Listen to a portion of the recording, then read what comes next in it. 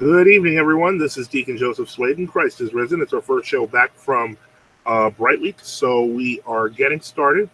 I would like to introduce. Good evening. I'd like to introduce Jake. He's also known as Severus Zealot on Twitter. He is a Neophysite. For those wondering, Father Enoch, I think he's going to be here, but he may be running late. So, in any case, Jake, let's start out by telling us a little bit about yourself. Hi, my name is Jake. I've been basically heavily involved in these debates. I've been a cradle Neophysite. I'm a member of the Coptic Orthodox Church, and I've been basically been enthralled in this subject for the past around 5 years or so. Okay. And yeah, and I find the subject of Christology very interesting. And I find the history around this time period interesting as well. Okay.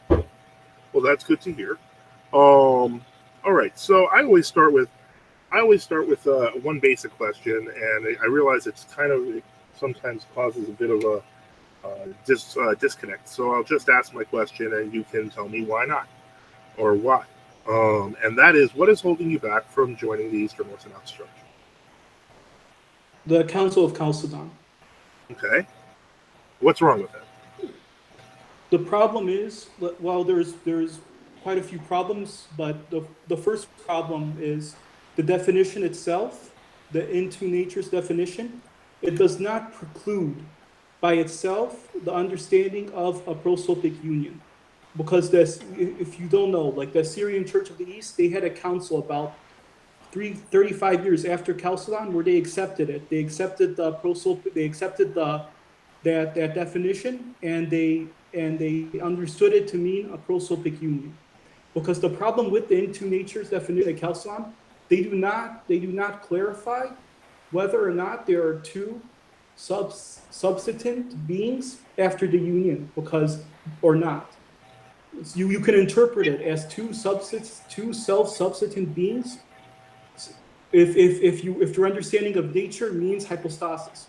And during the controversy, that was the standard meaning of nature. That's how Cyril used nature. That's how Nestorius used nature. That's how Theodoret used nature. Basically, all sides during that controversy understood nature to mean hypostasis. In Ephesus 1, that was the standard definition of nature established. Nature Father Enoch is here. Benedicite. Benedicite. Oh, yes. Hello, Father Enoch. Hello. This is Jake, also known as Severus Zealot on Twitter. He's explaining why the language of Chalcedon, in his view, was incomplete or changed in terms of the term hypostasis.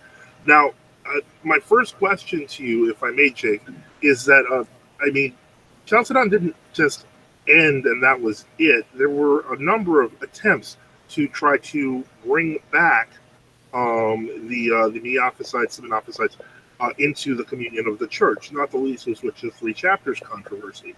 What I'm trying to understand here, and correct me if I'm wrong, but I've even heard the term Nestorian thrown at me, and I'm certainly not a Nestorian. Why do we have to rely on usage of terminology that's clearly wrong in discourse? I'm willing to call you a Neophysite and still say you're wrong.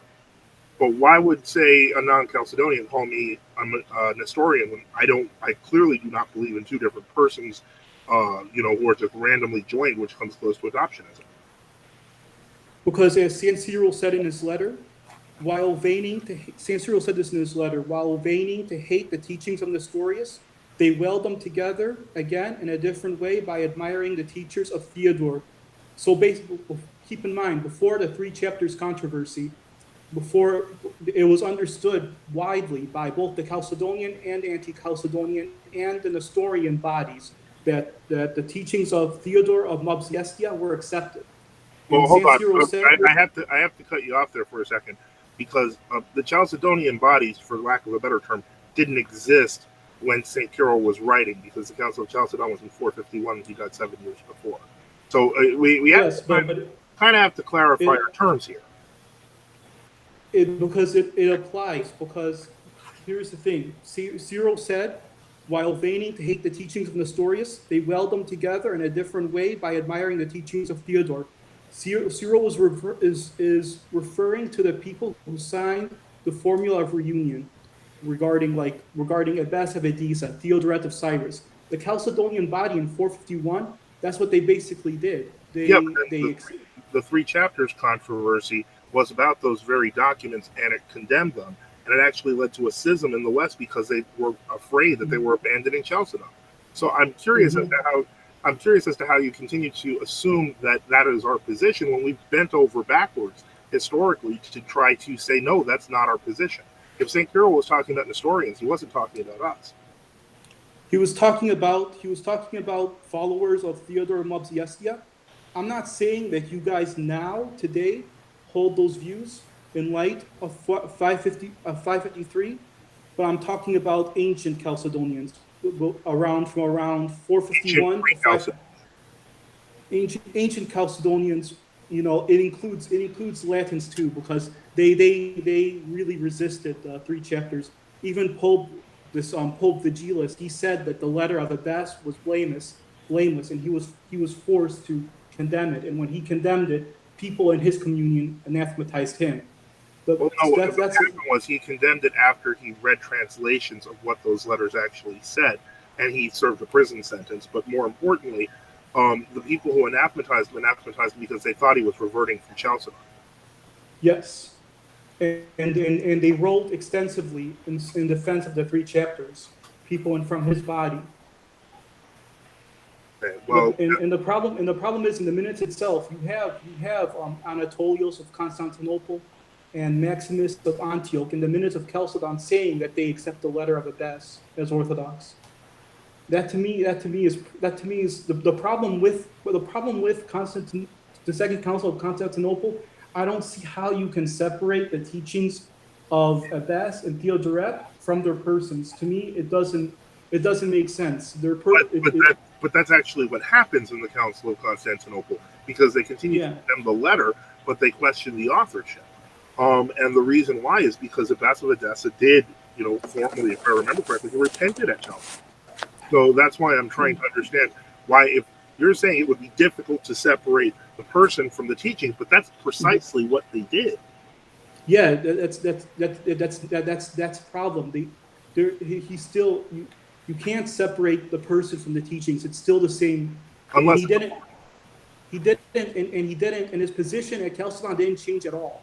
In his letter after the formula of reunion, he wrote that he condemns Nestorius, he affirms Theotokos, but he also condemns Cyril for saying God the Word became man, and he praises Theodore Mobsiestia in that letter. So his position the Chalcedon didn't address his position. There's a spectrum of Nestorianism. There's the Nestorianism of Theodoret and Abbas, who are willing to use Theotokos and willing to condemn Nestorius, but hold to the teachings of Theodore Mobsiestia. And then there is the Nestorianism of Nestorius, who had an issue with Theotokos' denial. So affirming Theotokos, and even Cyril says that they're willing to feign and hate the teachings of Nestorius while also keeping the teachings of Theodore. So they didn't change their position. Chalcedon did not address their position for it to change.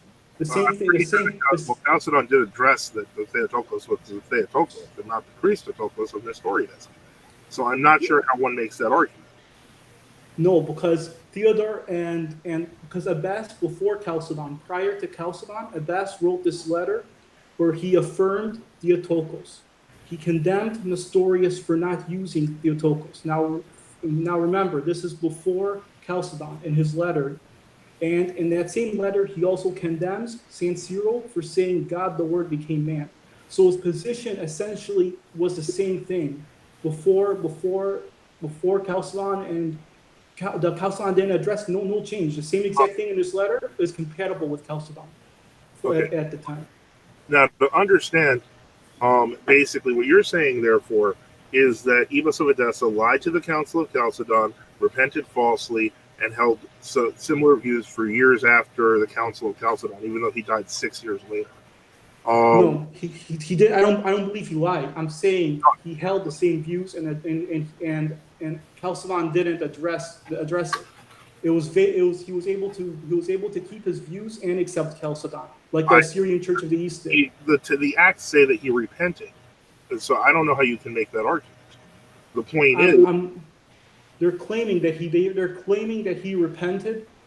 That's what they're claiming. But when you look at what he actually confessed, I don't see any change, because what he confessed at Chalcedon, condemning, when I read the minutes, I see that he condemned the Nestorius. Okay, before Chalcedon, he also condemned the Nestorius, but he still held on to the same. I don't see a difference. I don't see anything.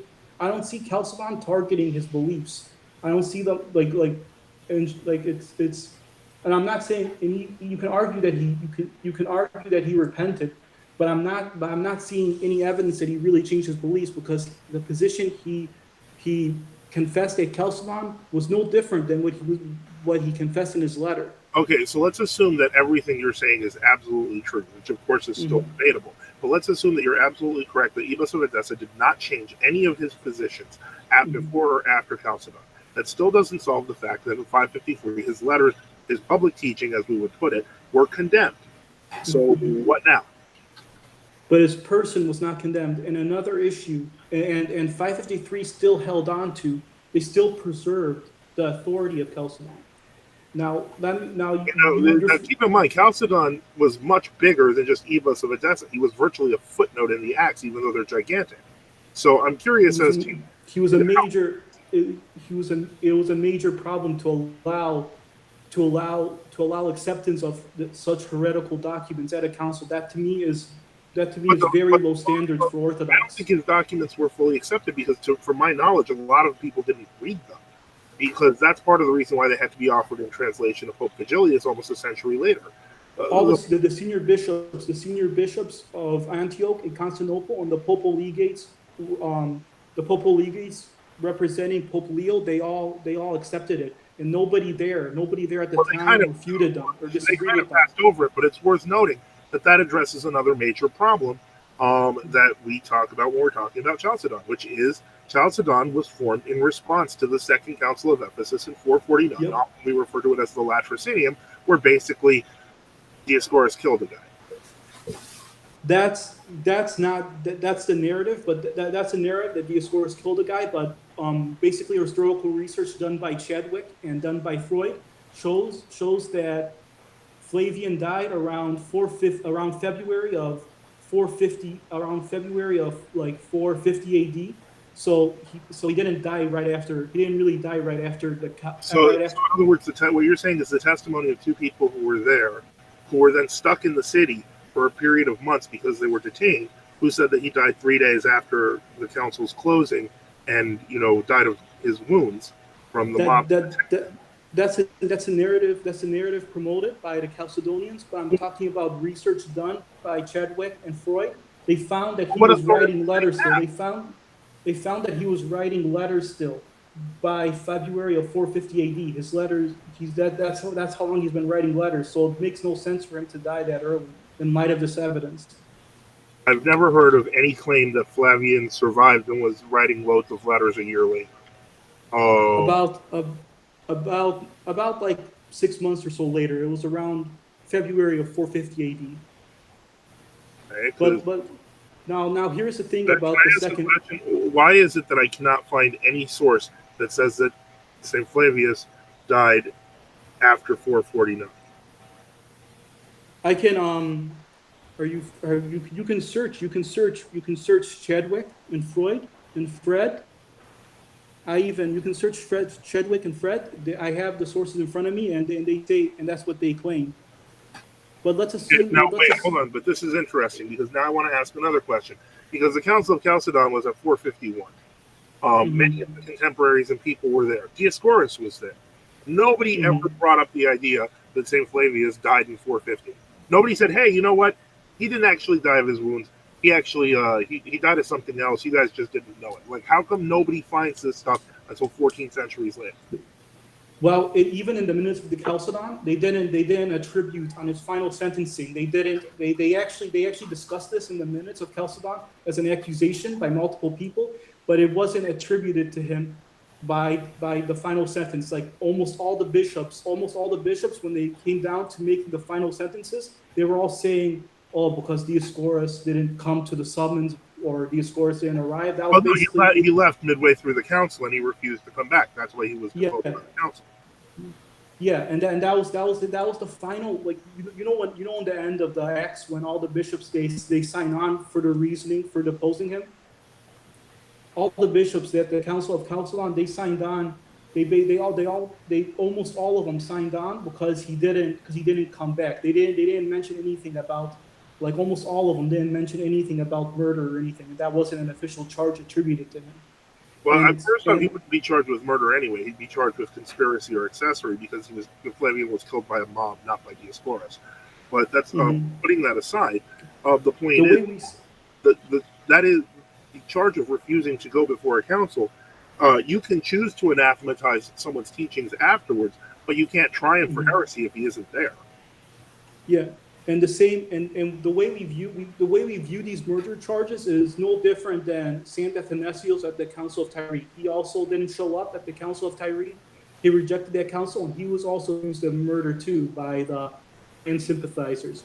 So I don't see those charges as really Who was Saint Athanasius accused of murder? He was accused of murder by his opponents, basically by the partisans of the Council of Tyre. Yeah, are you familiar with that? Habeas corpus. I mean, I'm giving you a name. I mean, he was accused of murdering.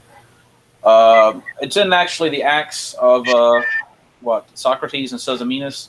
Okay. He was accused of murdering, I think, this like deacon or this monk or somebody. I might be mistaken about that. And he was called to account. But what happened is St. Athanasius, I believe, if I'm recalling the same, they threw a lot of stuff at him, but the same event. He was accused of murdering this guy, and it turned out St. Athanasius knew the guy was actually alive. And they had, St. Athanasius' enemies were hiding the guy away in some monastery in the Egyptian desert. And so St. Athanasius actually recovered the guy and journeyed up into Syria. And when they had the council, they presented this hand. And they said, you see, Athanasius cut this guy's hand off. And there's like a desiccated hand, and he's been using magical spells with it. And then St. Athanasius presents the guy who they accused him of murdering. And then he has his hands covered, and he uncovers his left hand, and then dramatically he uncovers his right hand. So, and he has both of them. Yes, he has both of them. But then they tried to try him for murder anyway. Wow. So I mean, if you have the guy there, tried for murder while the guy was there. They claimed he had resuscitated him with sorcery or something like that. I mean, they lied about Saint Athanasius a great deal. So, okay. So this is not the same. Now, I like to make another point.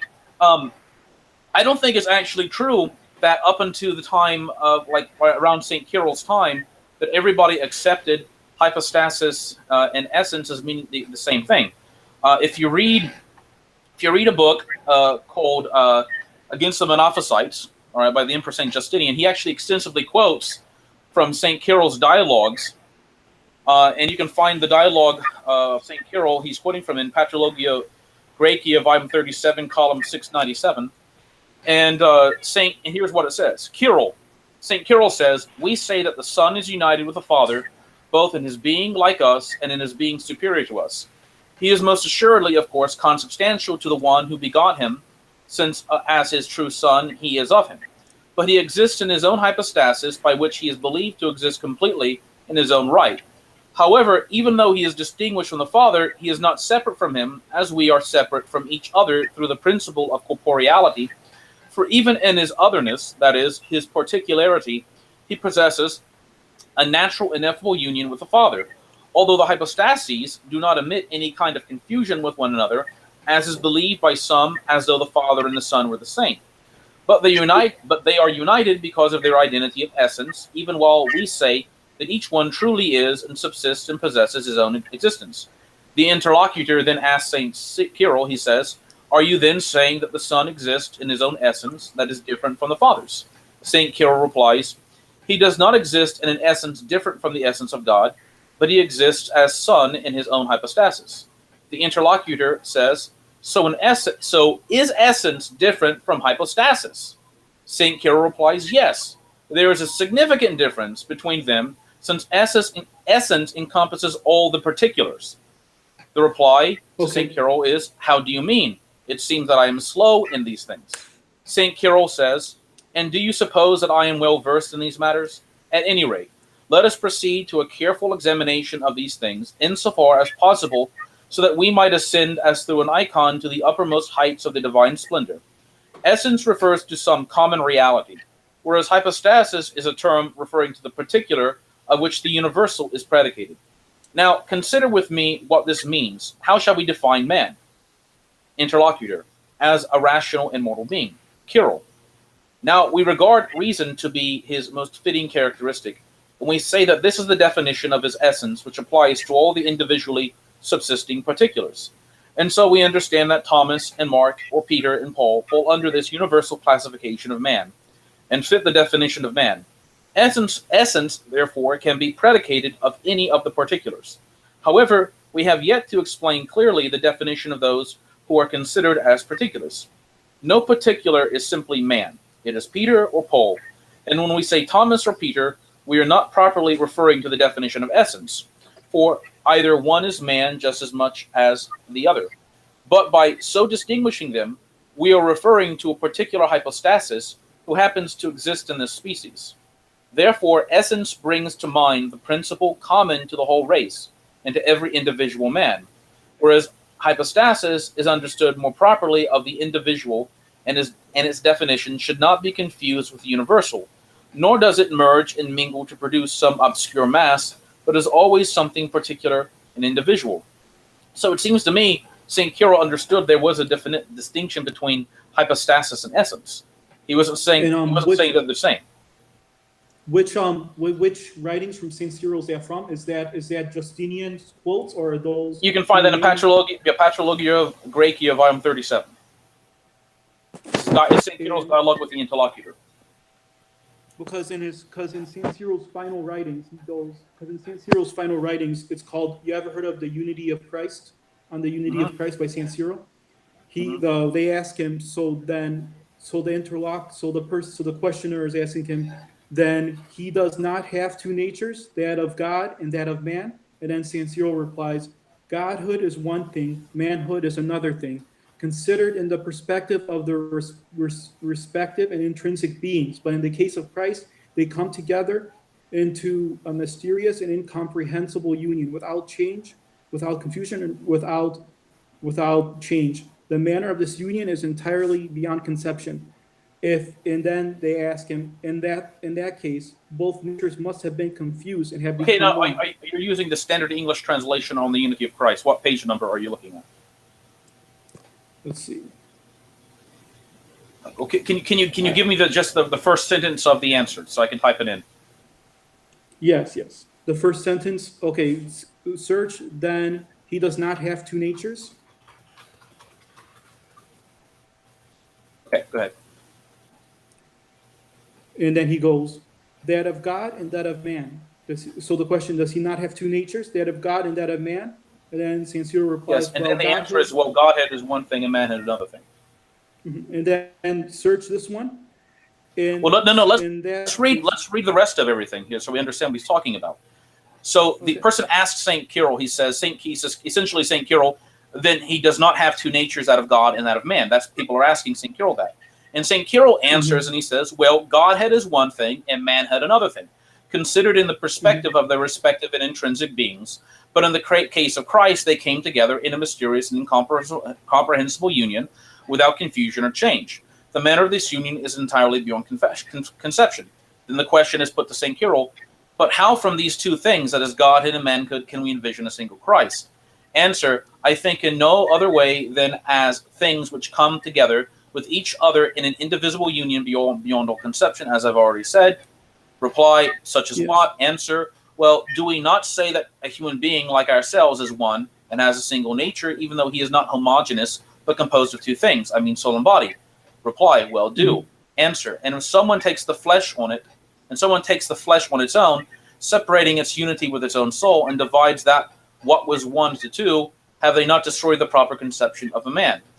Answer, and yet reply, and yet the all-wise Paul writes, for if our outer man is being destroyed, nevertheless the inner man is being renewed day by day. And the answer is, you speak rightly, for he knew and knew perfectly well what were the constituents of the one man, and he makes a distinction between them as only theoretically conceivable. He calls the soul the inner man and the flesh the outer man. I am reminded of the Holy Scriptures when we can sometimes find the whole living being signified in terms of a part, as when God says, I will pour out my spirit on all flesh. And again, when Moses addresses the Israelites, as 75 souls did your fathers go down to Egypt, we will find that the same thing has happened with regards to Emmanuel himself. After the union, I mean with the flesh, even if anyone calls him only begotten or God from God, this does not mean he is thought of as being separated from the flesh or indeed the manhood. Similarly, if one calls him a man, then this is not to take away the fact that he is God and Lord. So St. Cyril is not saying that the natures are separated from each other. He's saying that they're united. They're united in a mysterious union, but there's still you can still distinguish between the manhood and the godhood. Yes, exactly. But also search, and there's another question. In that case of both natures must have been confused. Do you know where that is? In that case of both natures. In that case, okay. Before we do that, first off, Chalcedon accepted St. Cyril's formula that said there was no confusion.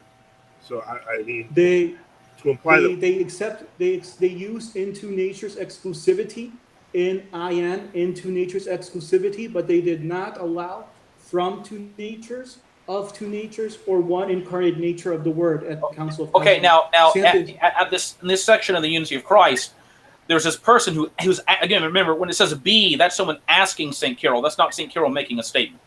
So someone's asked St. Cyril, they say, St. Cyril essentially, quote, in that case, both natures must have been confused and have become one.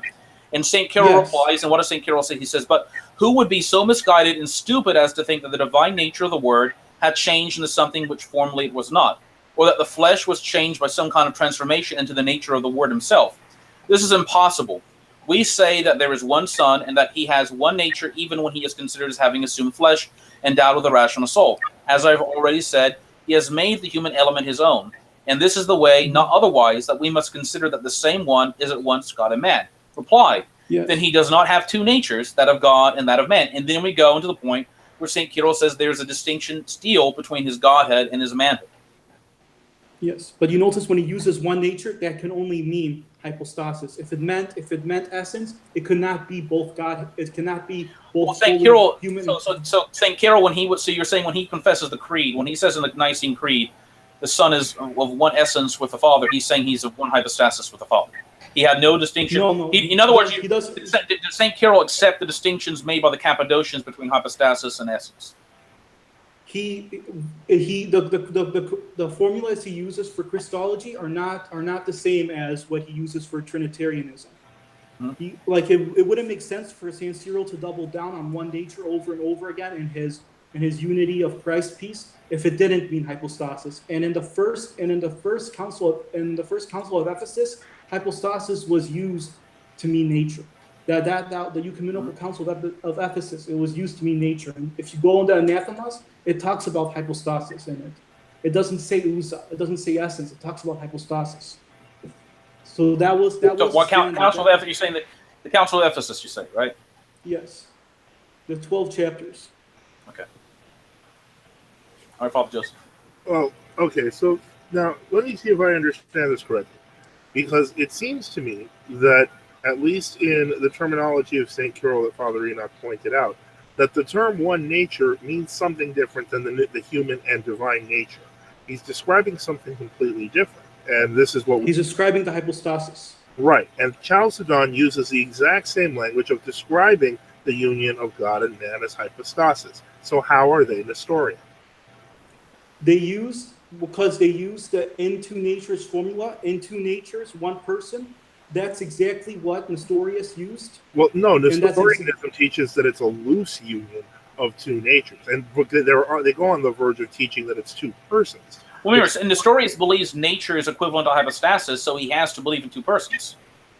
That's the problem with Nestorius. So Nestorius' view is because nature means the same thing as hypostasis, therefore you have to have two persons.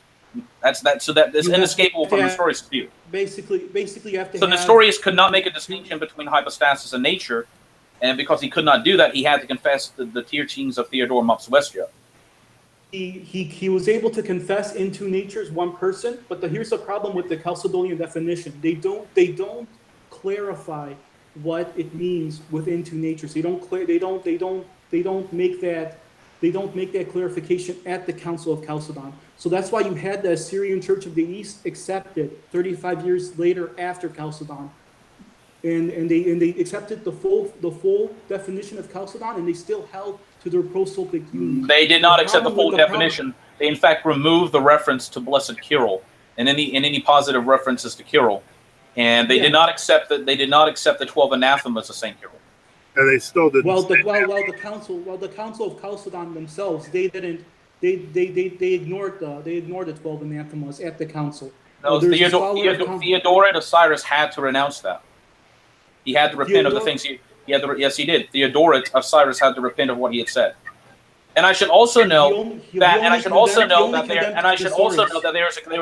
there is evidence, even if you look in the Fifth Ecumenical Council, there's a lot of reference to the supposed letter of Ibis the Persian. The supposed letter of Ibis the Persian, or what was said to have been written by Ibis the Persian. And the problem is that even there was an Illyrican council in the 540s which wrote to the Emperor Justinian, which is obviously with this whole controversy part of it happened, in which they had a substantially different letter of Ibis the Persian than what Justinian had. So then we bring up the issue of, was the letter of Ibis the Persian that was presented at Chalcedon the same substantially as what was known years later, or was it in fact interpolated and forged to make it more Nestorian? It was basically there is actually scholars. It was actually the same letter according to well, first regarding Theodoret of Cyrus, all he did was condemn Nestorius. He didn't relinquish his anti-Cyril writings, and even in his last work, Eranestes, he denies God the Word suffered in the flesh. He didn't renounce any of that. All he did was condemn Nestorius, which is a school of thought within Nestorianism, where they accept Theotokos and they condemn Nestorius, but they still hold on to the teachings of Theodore Mopsuestia. In regards to the letter, they even said right here, it remains by Richard Price, it remains plausible to suppose that the tampering with the record was due to embarrassment over the letter to a best. Yeah, that's a secular heretical scholar. I'm not interested in what heretical scholars who are not Orthodox say. I'm interested in what the fathers say. Well, that's basically the evidence on the research on this. That's a heretic scholar who doesn't believe in Christ. So that's the same one who thought that. That's the same one who. Those are the same scholars who deny Saint Flavian's martyrdom, and they're consistently pro-Monophysite. Well, it's by the evidence. I'm saying it's by the evidence itself. By the evidence of scholars 1,500 years later. What Justinian did, he rewrote history, but there's evidence in regards to what he did was rewrote history. But all the so where's the evidence? Give us links or documents, not what people say. Actual manuscript. Give us, for example, can you give us a manuscript number? Yes. Can you look to the 10th session of the Council of the Council of Constantinople, Fifth Council? There's a book called The Acts of the Council of Chalcedon, and where Richard Price, he talks about the 10th session where they talk about what's the you're talking about Price. Where in the Acts of Chalcedon, the actual Acts, are you saying this is said?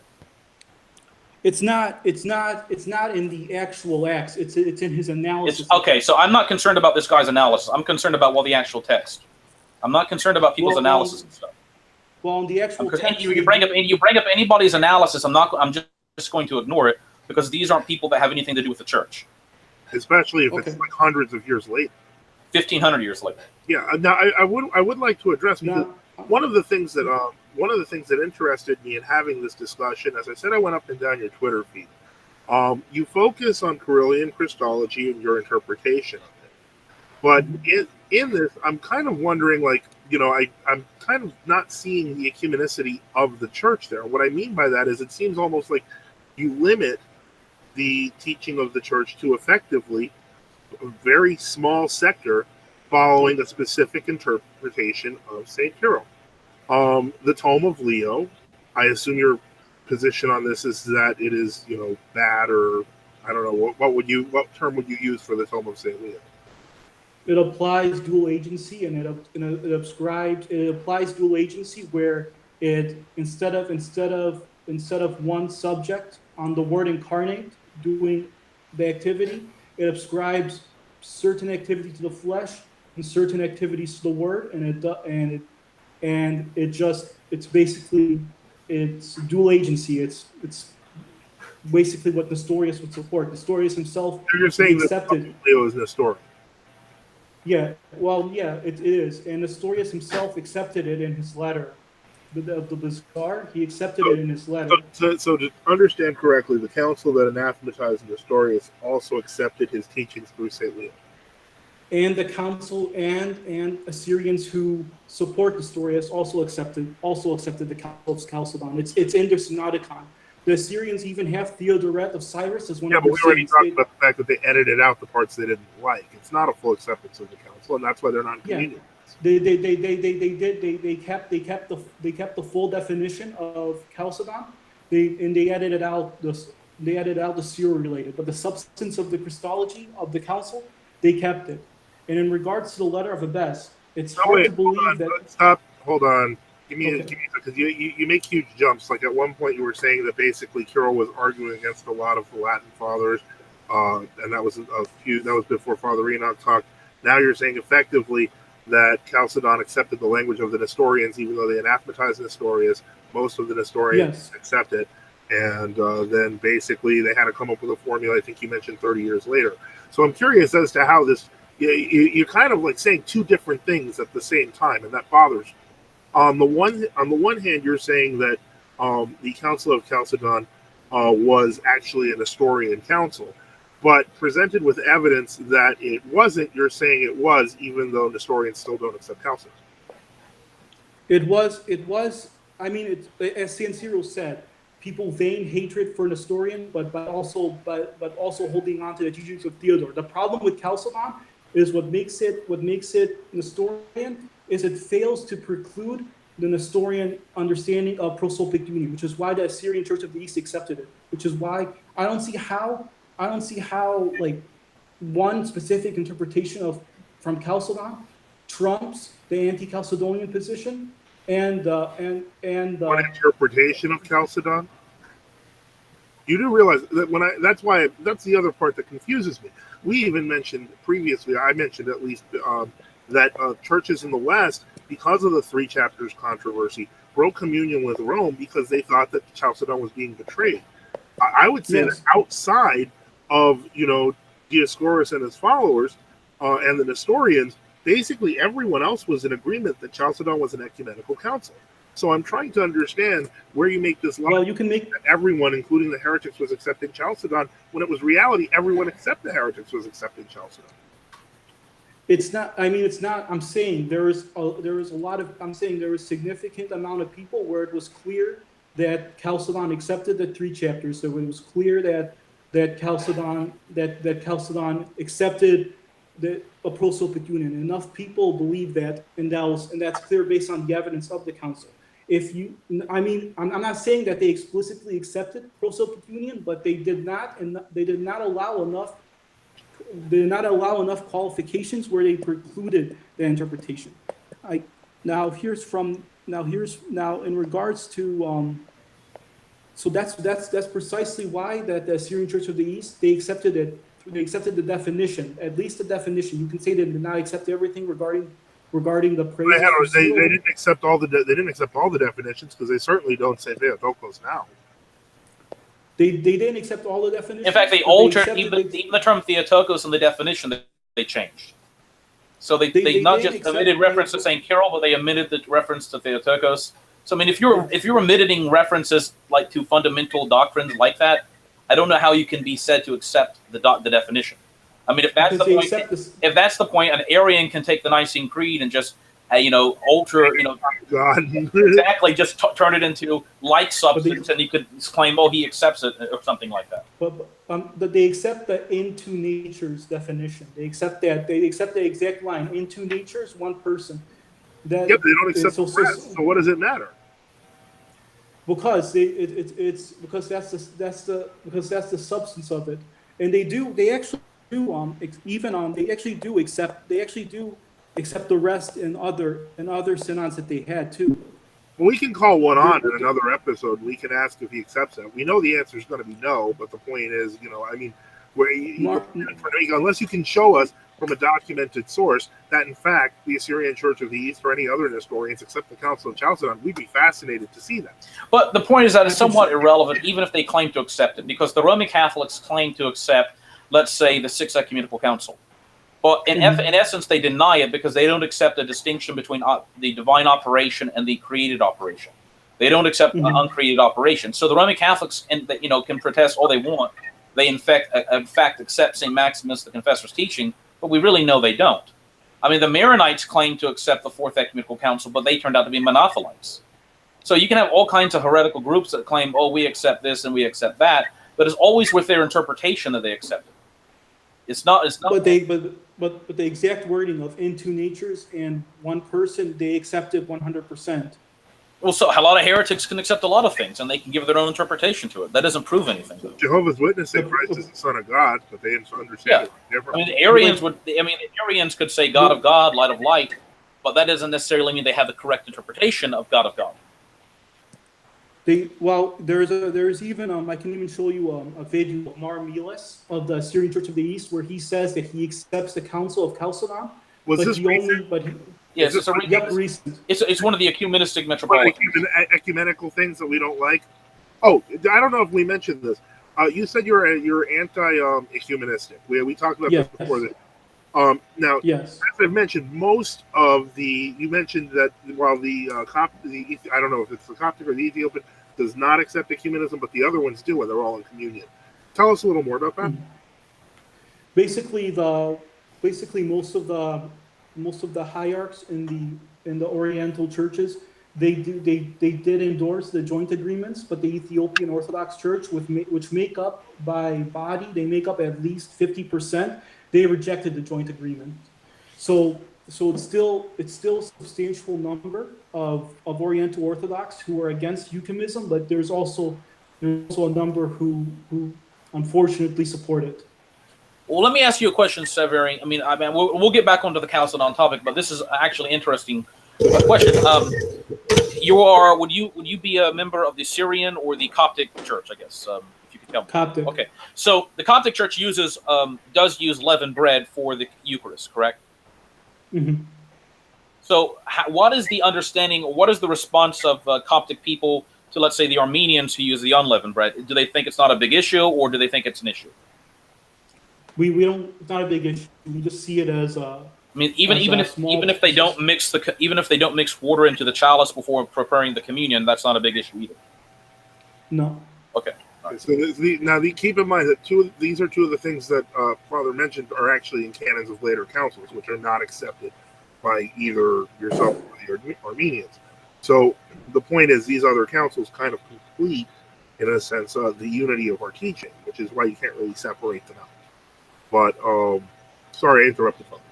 Okay, no, I was just actually interested in that question because there's other things in the Armenian church that goes on. For example, they don't require confession for communion. They even allow open communion in some circumstances. Does the Coptic Church require confession before communion? Does it allow anybody to take communion? Do they have a reaction to the fact that there are more liberal hierarchs that they're in communion with who hold very much different views than them on these matters? Well, I don't believe what you're saying is standard for the Armenian, but let's assume it's right. Just because that they're doing it doesn't mean that it's correct. If they're having open communion, just because you have sectors within them that are doing it doesn't mean it's correct. Like, for example, I can give you an example. In Egypt, there's the Greek Chalcedonian, the Greek Eastern Orthodox, that they allow Miaphysites to have communion without. Oh yeah, I don't know if they're heretics to us. We don't consider. Father Enoch and I are true Orthodox. We're actually old calendarists, so we don't recognize what they do, and we actually condemn that. In fact, their whole ecumenism with the Monophysite body is one reason we have nothing to do with them, because we hold the consistent old Orthodox position, which is that if you don't accept Chalcedon or the seven councils, then nothing can be done with you in any sense. I mean, except, you can talk to people, debate them and things like that, but you can't have any religious services with it. See, the reason is that if you're against ecumenism, then do you believe ecumenism is a teaching in concordance with the Holy Fathers and the councils, or is it opposed to the Holy Fathers and councils? And if you believe ecumenism, Opposed. okay, so if it's opposed, it's a heresy. And if it's a heresy, do you have should you be in communion with heretics? I don't. I allow a degree of mystery, and I'm not, and I don't. And What do you mean, it's just mystery? Well, let me tell you what happened. What happened when Nestorius he was bishop in Constantinople, and he initially through his chaplain Anastasius, but then he himself openly began to preach that Our Lady was not Theotokos. What happened to the archimandrites or the abbots of the monasteries around Constantinople? They inquired about this. They found it was true. They said this is wrong. Nestorius refused to recant, and you know what they did? They broke communion with him immediately. And why did they do this? Because they could not be in communion with somebody who did not teach Orthodox doctrine. In fact, remember St. Cyril, when he interacted with Nestorius, his first letter, he called him, brother, and he gave him like the admonitions. It says, a man who's a heretic after the first and second admonition cut off. I think, as I recall, the apostle says. All right. So after St. Cyril admonishes Nestorius and says, look, you're teaching a heresy and you have to stop, and Nestorius refuses to repent. St. Cyril has no choice at that point. He cannot continue to commemorate Nestorius as the patriarch or have communion with him. And the same thing for the abbots. Now, the abbots in Constantinople had to break communion a lot sooner because they didn't have the right big letters to him. They could just visit the guy or Anastasius, his chaplain, or other representatives. So my point is that this seems to be the standard method that in the church, if someone is teaching publicly something contrary to the Holy Fathers and Holy Councils, and you go and they're bareheadedly teaching. Now, do you know by bareheaded, I mean like they're publicly teaching it. They're not just like secretly believing it, because people can believe all kinds of secret heresies. Like Theodore Mopsuestia, who we both condemn. I mean, you do condemn Theodore Mopsuestia, I assume, correct? yes. Okay. And the story about him is, and this is recorded by Evagrius Scholasticus, who was the secretary to the Orthodox or so-called Chalcedonian Patriarch of Antioch in the 590s, who had access to the records, that Theodore Mopsuestia actually got in a big controversy, people forget, before he died, a few years before he died, in which he was denying Our Lady was Theotokos and actually saying she was Christotokos. And what happened is a lot of the Syrian bishops did not feel comfortable with this. And so he had a controversy, he had to recant. Of course, I don't believe he really truly recanted. And the reason I don't believe that is because Evagrius Scholasticus records that on his way to be made Patriarch of Constantinople, Nestorius and Anastasius and others in Nestorius' retinue visited Theodore. And Evagrius Scholasticus records explicitly that Theodore inculcated teachings he had supposedly condemned into Nestorius. All right? So even in the case of Theodore Mopsuestia, you're not talking about somebody who was like accidentally, was just ignorant, he didn't know any better, no one ever said anything to him. All right? You're talking about a guy who was actually censured, he had gotten in trouble, he kind of backed away, and then he still was secretly teaching things that were opposed to the church. All right? I mean, that's a whole different issue than some ignorant, bishop or priest who who just doesn't know what they're talking about for whatever reason, and they're not. And anyway, my point is still that if you're in communion with darkness, with heresy publicly being preached, how are you not guilty with heresy publicly? For example, is it acceptable to allow blasphemy and heresy to be taught in the church? And if it's not, what are the actions to take? That's what I'm asking. What are the actions to take if heresy and blasphemy are being taught in the church? Well, the standard action is excommunication. Okay. Well, here's so as a lay person or a priest, if the bishop is teaching heresy or blasphemy, are you allowed to stop commemorating him until he's publicly mentioning him in services if he's your bishop, or do you have to continue to commemorate him and obey him even though he's teaching blasphemy and heresy? Well, the church decides whether or not that they teach blasphemy or heresy or not. Okay, but the abbots of Constantinople, as soon as they heard Nestorius teaching Christotokos, and they rebuffed him, and then he refused, they were like, nope, no more commemoration. And they were never blamed. No one ever blamed them or attacked them. Now, the reason I say this is that in the Orthodox canonical system, we had a council in 861 called the First Second Council. And there was a canon passed called the 15th canon of the First Second Council. And the canon basically enunciates the previous principle going back to, let's say, like to the abbots of Constantinople in the 400s. And the canon says that if a metropolitan, a patriarch, or bishop preaches doctrines, bareheadedly, publicly preaches things condemned by the Holy Fathers or the Holy Councils, one is obliged to cease commemoration of him, even before a synodical trial can be held. Now, you can't break communion with your bishop for any other reason except for heresy. I mean, he could be, a bad person. He could, do all kinds of, bad things.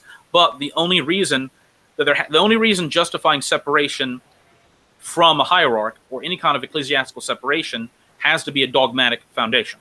All right. Now, you would agree that that's the only reason? It doesn't matter whether you like a person or not. A bishop could be a mean person, a patriarch could be a bad person, whatever. But if he's not a heretic, you still have an obligation to stay under him until the synod acts. You would agree with that, correct? Yes. Okay. So my question is that, was it correct then for, the people who resisted Nestorius in Asia Minor and Constantinople to break communion with Nestorius even before Ephesus or even before St. Cyril knew about it, as soon as they learned his teachings were against that of the Holy Fathers and Holy Councils? Were they correct or were they not correct? To break communion? Yes.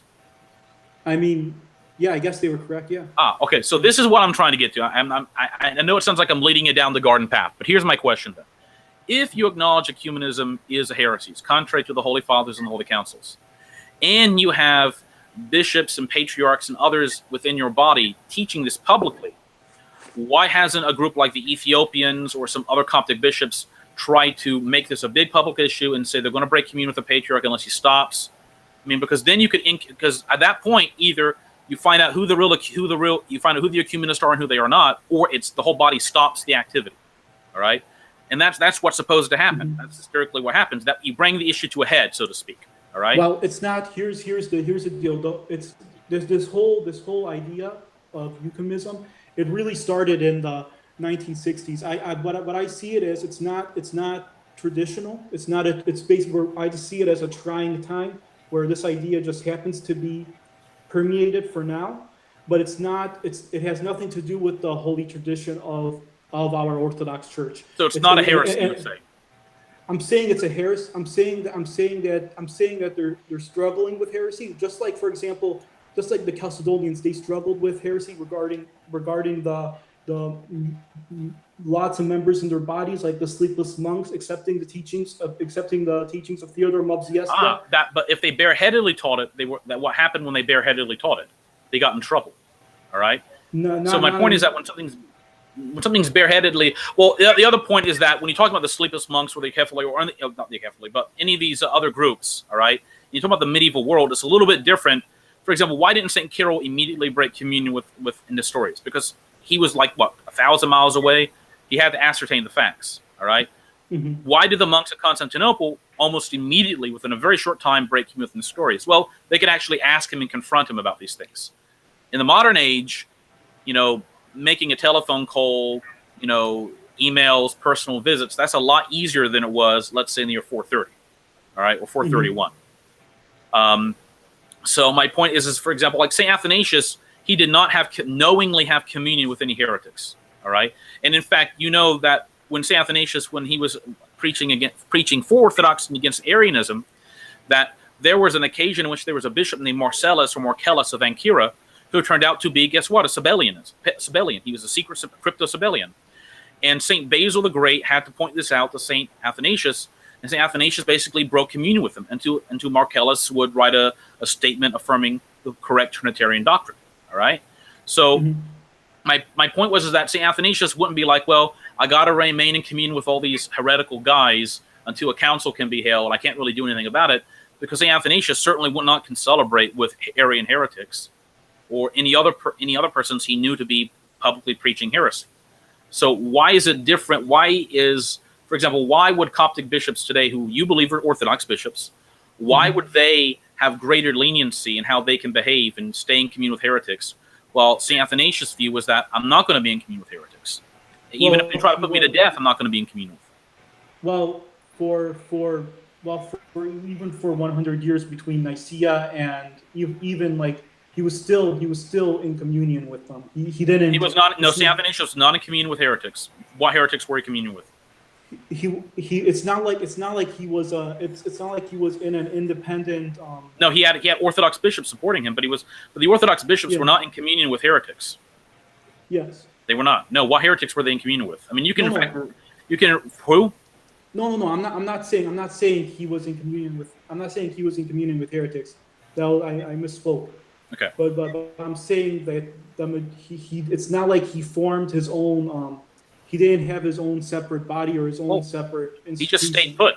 His view is that Yeah. I'm going to remain Orthodox, and if these other people want to leave Orthodoxy, I'm going to. You don't have to form your own body. I mean, even if let's say you have 100 Orthodox bishops and 99 of them apostatize, including the patriarch, and become heretics, and the one Orthodox bishop remains. You know, did he even if he's kicked out of the buildings and everything, did he leave the church? No, the other guys left the church. Doesn't matter if they controlled all the stuff. Mhm. You know, that has no matter. And if he has to, with other remaining Orthodox bishops, make new bishops, is he creating a new church? Well, in essence, no, he's not. He's preserving what's already there. So, Yes. I'm not. Don't mean to get involved in this, but my point is that I see it as an inconsistency to say that you accept that there were people teaching publicly ecumenist heresies, but there's no action being taken against them.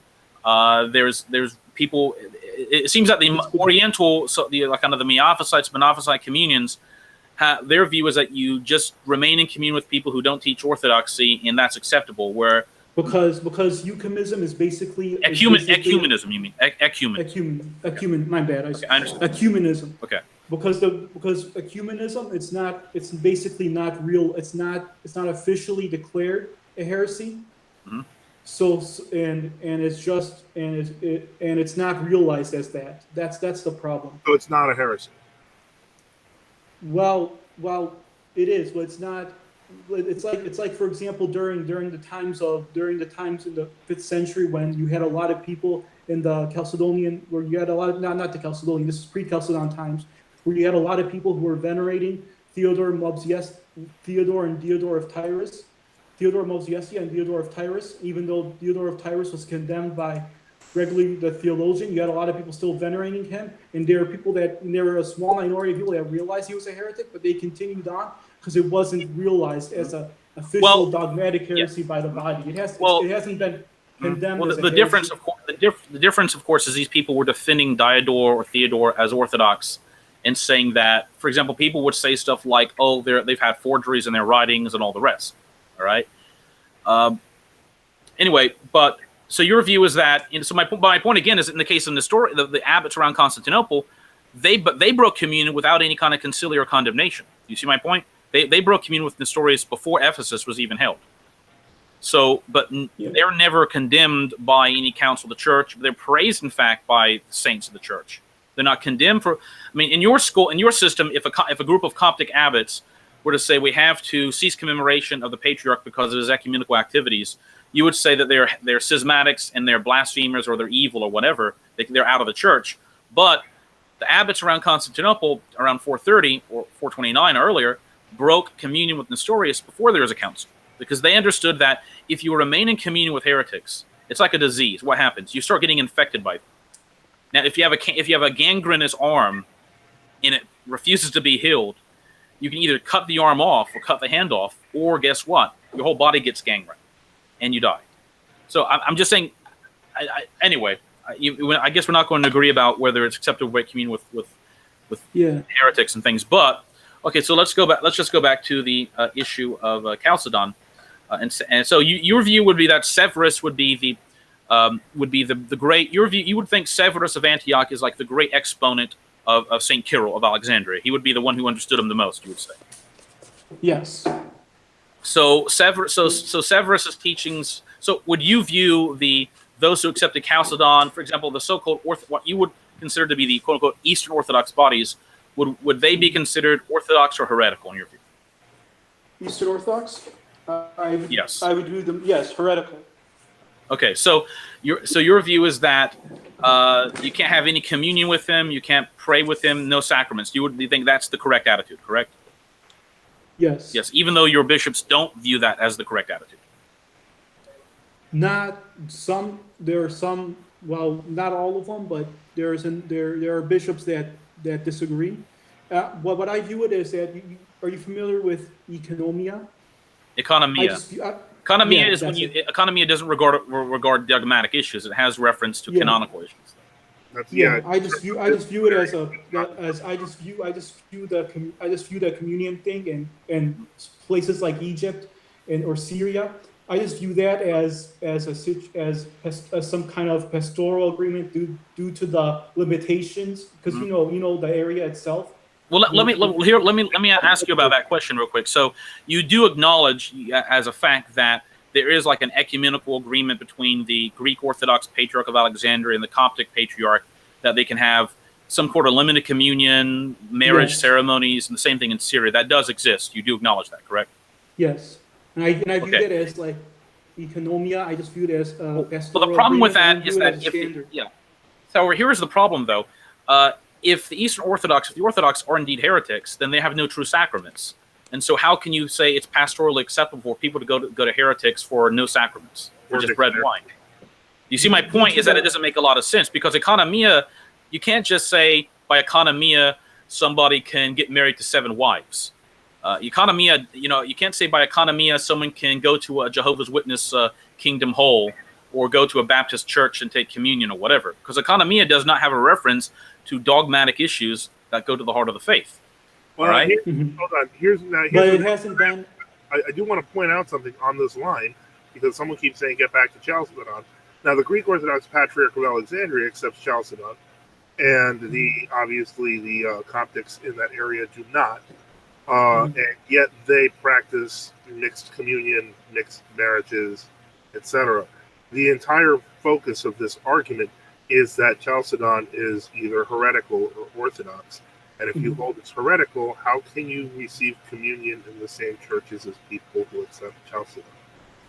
I just view it as a pastoral agreement. Like, for example, even in the 6th century, you're familiar with Chalcedonian saint known as John Scholasticus. Where was he bishop? Was he a bishop somewhere or what? Let me just find him one sec. John. His name is John Scholasticus. He's a 32nd patriarch of Constantinople. He had for a while it says here he organized a compromise between Chalcedonians and non-Chalcedonians in 967 and temporarily reunited the sects in 571. So there has been cases where that happens based on the situation. And I just view it as I'd want to see the actual text. I don't want to see a Wikipedia article about it. Let me be frank, because a Wikipedia has distorted a lot of things. I'm not trying to be facetious and all mean, but I've read a lot of stuff on Wikipedia that's just not accurate, or they try to portray it by compromise between Chalcedon and non-Chalcedonians. That could mean 2 different things to 2 different people. That's all I'm saying. Yeah, it could be something like the Henoticon or something like that. But it's some sort of union that was compromised, but it doesn't satisfy anyone, and they break communion a few years later anyway, which, as we know, happened because obviously they're not communion now. So again, now that's the reason I bring this up, is because you can't label that an economy. That what you're effectively saying, then you may as well have communion with the Nestorians, because if you're already having communion with the Chalcedonians, why not? The point is, from our perspective, and this is why I asked you, what holds you back from joining the Orthodox Church? I am under the assumption that you are not part of it. If I was to give you communion, that would be an assumption that you are part of it. Yes. I just view it as a temporary, like even here's a book by George. His name is George Fulesky. It's called The Byzantine Fathers. You familiar with George Fulesky? No. George Florovsky. Oh, yes. Florovsky, okay. Yeah, here's a book. It's called The Byzantine Fathers of the 6th and 8th century. He talks about John Scholastius, and he talked about how they had like a temporary communion. Where okay, does he give a document reference? I mean, the reason I ask this is I've read stuff in books where they don't give like a reference to a document, or they don't quote it, or they don't give any circumstances about it, and a lot of it turns into interpretation of what actually happened, or somebody met at a conference and they had some agreement, and then it broke down like an hour later or something like that. All right, so the reason I say this is that I've dealt with these minutiae before, and you have to get into the actual weeds to deal with any of these issues. Yeah, and the point is that as much as one can respect Father Florovsky's work, he's still not a church father. So it's still a third-hand source we're talking. Even though he's not a heretic, he's It's still, Well, I mean, but then he was an early proponent of the ecumenical movement, and so I mean, I don't know. He might have raised rationale for presenting it in his own way. Whereas my point again, our Father Joseph and our points is that if you feel you're seeming to view it as a pastoral acceptance to be in communion with heretics, so that even if, let's say, the Coptic Church decided to have a pastoral communion agreement with the Assyrian Nestorian Church, you may say, I don't like it, but I accept it. And then what if the Coptic Church decides to have pastoral agreement with Roman Catholics or with the Baptists or the Anglicans? At some point, you have to say that this is not acceptable, and I have to actually do what, let's say, the abbots of Constantinople did, which is cease commemoration of people teaching things contrary to publicly teaching and doing things contrary to the discourse and teachings of the Holy Fathers and Holy Councils. All right? I mean, this is the whole reason people who accept Chalcedon and those who reject it could not have communion with each other. I mean, this is the whole rationale that we were not in communion with each other. even if you look in your own Synaxarion, there are cases of abbots who are considered saints in your church who tore up the tome of Saint Leo. The point is, if the point I'm trying to make is either they're right or your bishops now are right. There's no two ways in between, because nobody in that calendar who felt that way would have turned around and said, "Hey, but we should still have communion with them."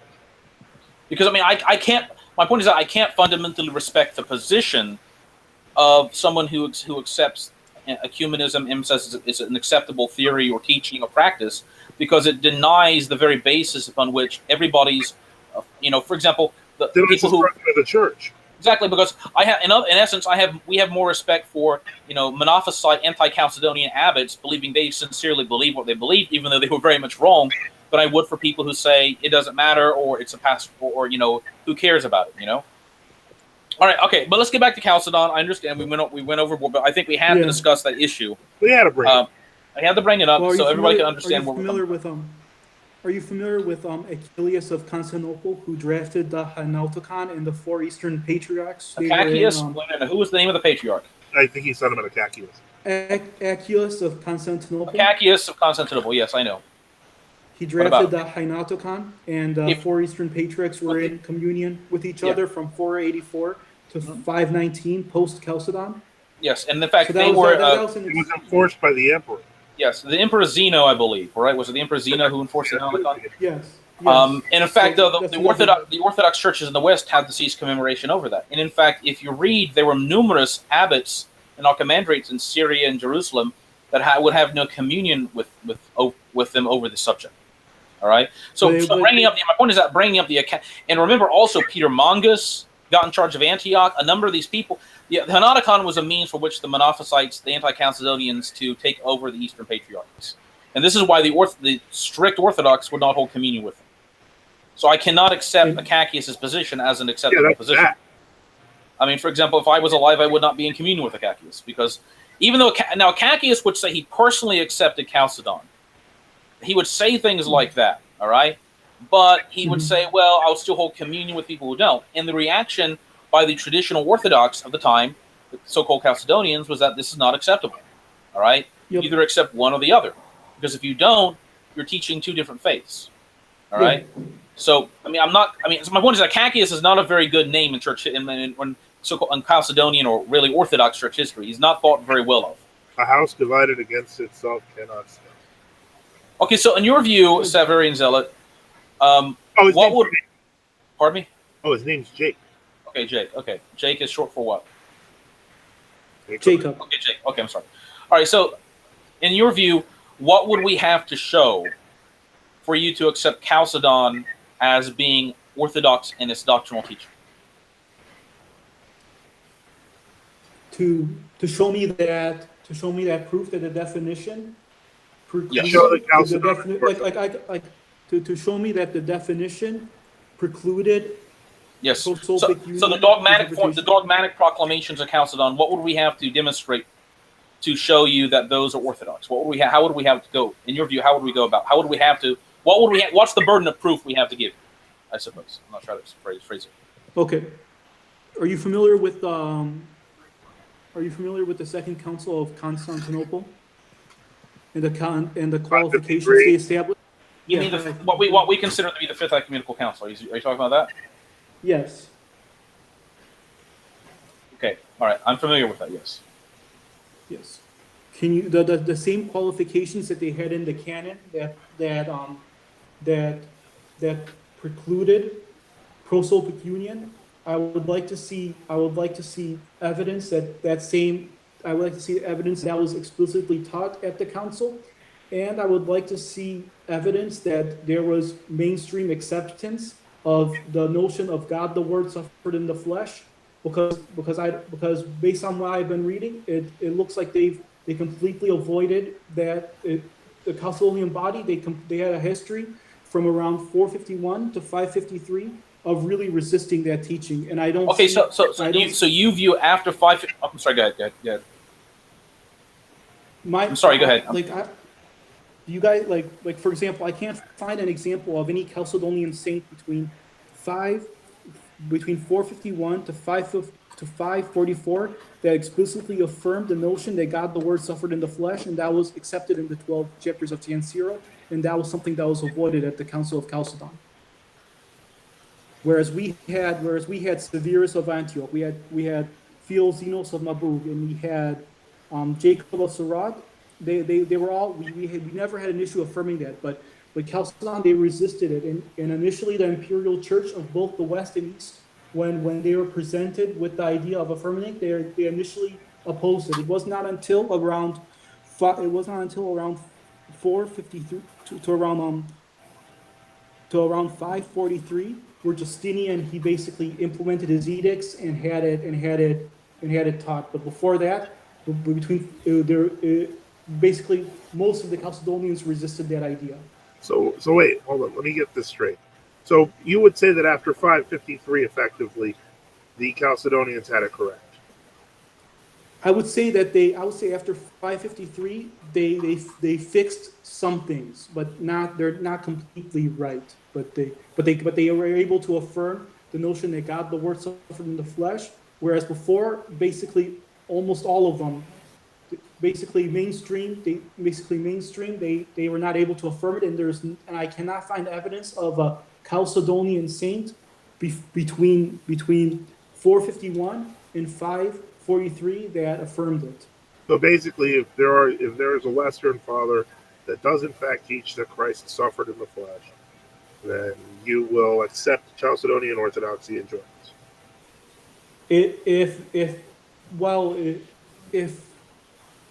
in that time period, if there is, and he's recognized as a saint, that would basically counter one of my arguments in regards to that part. But then there's the other, for that part specifically, it would make a stronger case for the Chalcedon. I cannot another in the chapters, the letter of Abbess, that there is. I cannot find any evidence of anybody in the Council of Chalcedon disagreeing or anything when it was accepted by the senior bishops. Here's why. Do you know why I care about that part specifically? Sure, tell me. Okay, the reason we convoked the Second Council of Ephesus was to deal with Abbess.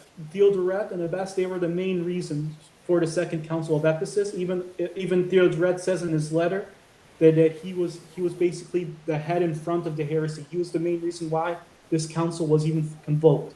And basically, the letter of Abbess was read in the Second Council of Ephesus, and Abbess and Theodoret were all deposed. So the reason we didn't have that 3 chapters problem is because we continued to accept the decisions of the Second Council of Ephesus. And I'm reading a father from Chalcedon. I don't know if you would agree with this, where it says, having discoursed, dearly beloved, in our last sermon on the events which preceded the Lord's arrest, it now remains, by the help of God's grace, to discuss as we promised the details of the Passion itself. When the Lord had made clear by the words of his sacred prayer that the divine and the human nature was most truly and fully present in him, showing that the unwillingness to suffer proceeded from the one, and from the other the determination to suffer, by the expulsion of all frail fears and strengthening of his lofty power, then did he return to his eternal purpose, and in the form of a sinless slave, encounter the devil who was savagely attacking him by the hands of the Jews. And he whom alone all men's nature was without fault might undertake the cause of all. Would you say that would define suffering in the flesh? I don't see identification of God, the Word, and suffering in the flesh, as San Cyril said in his anathema. God, like identification of one subject, as San Cyril described in his anathemas, God, the Word, suffered in the flesh. Well, yeah, but the point is, God, the Word being Christ, He suffered in the flesh. I'm confused as to how you. What exactly are we? Because I don't. Are you looking for the Well, divine nature to suffer in the flesh? no, because the divinity is impassible. So, in other words, when I'm, it look, says showing I'm the looking for identification. I'm looking for identification of the Word incarnate in suffering in the flesh. Because even Theodoret of Cyrus, in his book Aranestes, he was able to say Christ suffered in the flesh, but he denied the notion that God, the Word, suffered in the flesh. That's the problem. okay, but we both admit that the divine nature is impassible, and therefore does Yes. not suffer in the flesh. Yes. So his human nature. Because the natures themselves, they do not act. What's the act is the being, the actual the identity of the Word is what performs the activity. Yeah, but that's Individual exactly why. properties, they do not act independently of the Word. The being itself is what performs the activity. So, but that's my point: is that the passage I just read defines the divine nature as Mhm. having the unwillingness to suffer, but the human nature was determined to suffer, Mhm. and so. That's a that, Okay, can I bring that something up real quick? Now, I don't know if you're familiar with a North African saint called Saint Fulgentius. He reposed in the year 533. He is for us an Orthodox saint. He was Bishop of Rus, and he wrote a book. He had a. Are you familiar with the whole controversy about the Scythian monks or the Scythian monks? yes. Okay, so the Scythian monks were Chalcedonian, and they are champions of making it clear that we have to say God suffered in the flesh. Okay, and they wrote And a are they? long. Okay, they wrote a long letter to Saint Fulgentius, and Saint Fulgentius says the following. He says, "Therefore, the only begotten God accepted the." This is what Saint Fulgentius says in around the 520s. He says, "Therefore, the only begotten God accepted the conception and birth of his human nature, a nature that he willed to assume truly and completely. May it never be that any Catholic would believe or say that the only begotten God, who was to redeem us by his own blood, in that flesh by which God himself was made man, might reject the beginnings of human conception, when in fact God was going to suffer the extremes of human mortality in that same flesh, or remaining immortal himself. For just as the true and living God did not lose his unchangeable and indestructible natural condition as he died in the flesh, so also the same God, who was naturally infinite and eternal, did not lack his natural infiniteness when he was conceived in the circumscribed flesh, and when he was born in the flesh temporally, he did not lose his natural eternality in which he was the eternal God from the Father and in the Father." So that's an example right there of someone before the year of 554 or 543, someone in the 520s in way out North Africa, Mhm. saying explicitly that God, he suffered the extremes of human mortality in the same flesh. Now that's Now, that's Saint Fulgentius. now I want to point out that the person I was quoting in the previous one was actually Saint Leo, and that was Sermon 59. Now in Sermon 54, Saint Leo writes, "But because of the design of that mystery, which was ordained for our restoration before the eternal ages, was not to be carried out without human weakness and without divine power, both form does that which is proper to it, common with the other the word. That is, performing that which is the words, and the flesh that which is of the flesh. One of them gleams bright with miracles, the other succumbs to injuries. The one departs not from equality with the Father's glory, the other leaves not the nature of our race. But nevertheless, even his very endurance of sufferings does not so far expose him to a participation in our humility as to separate him from the power of the Godhead." So But that's Saint Leo talking about him suffering in the flesh. he still applied dual agency by talking about the flesh doing something and the Word doing something else. The Word became flesh, so the Word it's the Word itself But you that just said the word performs. is impassable. I'm using your standard. I'm saying that the divinity is impassible. What the Word incarnate, the flesh of the Word is truly the flesh of the Word. So the Word, as San Cyril talked about, San Cyril talked about the Word incarnate doing the activity, not not the flesh doing something specific and the word doing something specific. By your standard, not St. Cyril's, because the Council of Chalcedon affirmed St. Cyril, so I'm not arguing with him. But you said you wanted to prove that a father in that period taught that the word suffered in the flesh, and I'm pointing that St. Leo himself, the guy who wrote this horrible tome, and we're talking about dual agency, said precisely that.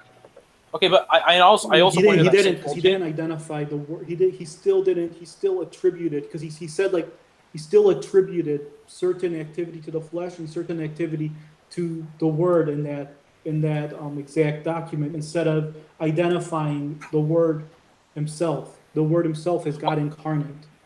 Okay, so real quick, Jacob, I did quote you the quote from Saint Fulgentius of Rus, who died in around 533, who did say God suffered in his mortal flesh.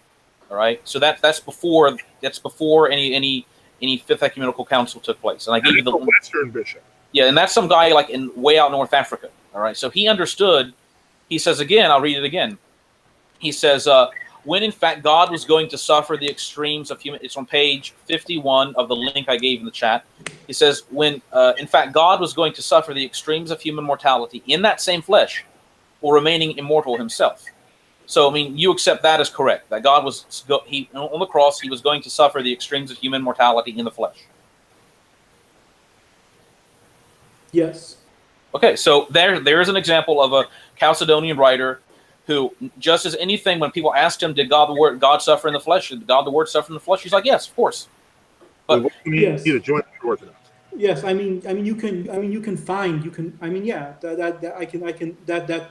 that's an example, but that doesn't mean that there was no real resistance to that teaching.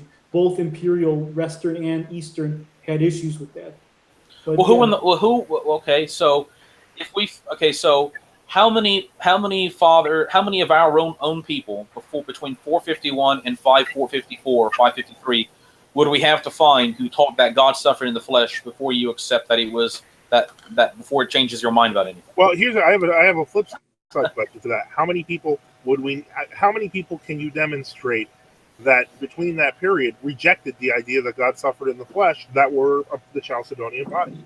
Not the Nestorian body, the Chalcedonian body.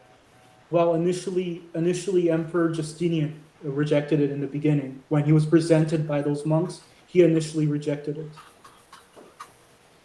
Do you have the letter, or do you have? We have to give a little bit more context to that, because I have to know exactly what he said, when he said it, how he said it. Have an explicit rejection of God suffering in the flesh. Nobody correcting him. I mean, that's a very bold claim to make. Because he was first presented with the idea. I read in a book he was first presented with the idea. And he was in the early sixth century, it was rejected by those monks. Those I can't pronounce the names. The Scythian or the Scythian monks. It was called the Theopascite controversy. It was initially, that idea was initially presented to him, and that's commonly understood as the history. What happened, as I recall, is that during the time of Pope Hormisdas, around 520 or 521, the Scythian monks came to him and they wanted him to approve a formula that said one of the Trinity was crucified. Okay. Yes. And as I recall, he was skeptical of the formula because he wasn't sure if they were trying to teach something like the divinity was suffered. But as I recall, Justinian in fact supported the formula.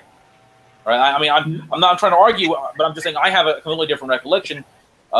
If we can find a source, I know we're looking up things our own selves independently, but if we can find something, that would help clear this up a little bit more. Let's see. Because I read in a book that he initially rejected the formula in the early 6th century Justinian.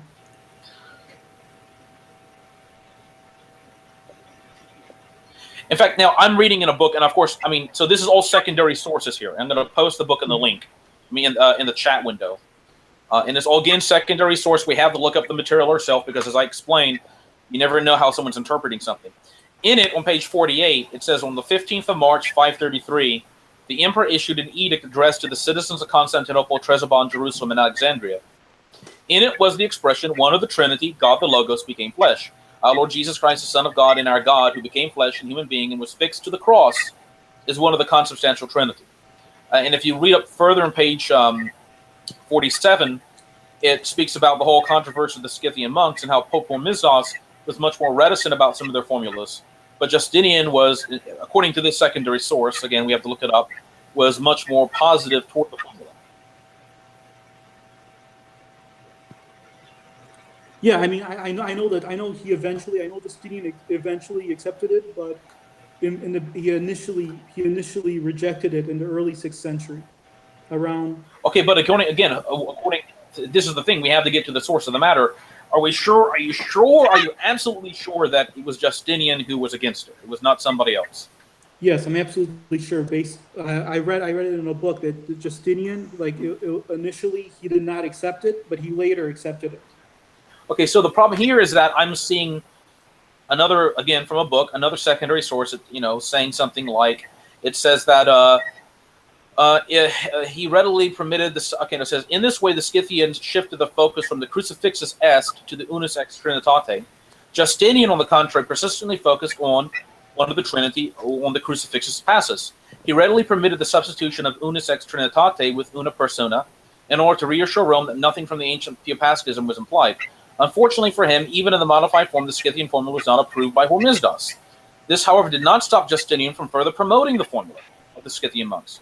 He returned to it after he became the sole ruler of the empire, when he became sole emperor in 527, at which time the Theopascite formula, or confession, formed a part of a text composed probably in 527 and included in the Codex Justiniani. Justinian strongly promoted the formula in the dialogue with the anti-Chalcedonians.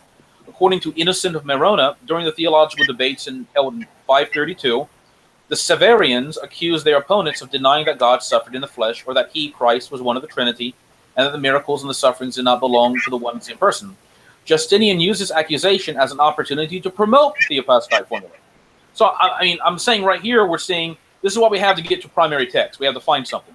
Because you're reading in one book that he did not support it. I'm reading in something that he was like a big proponent of.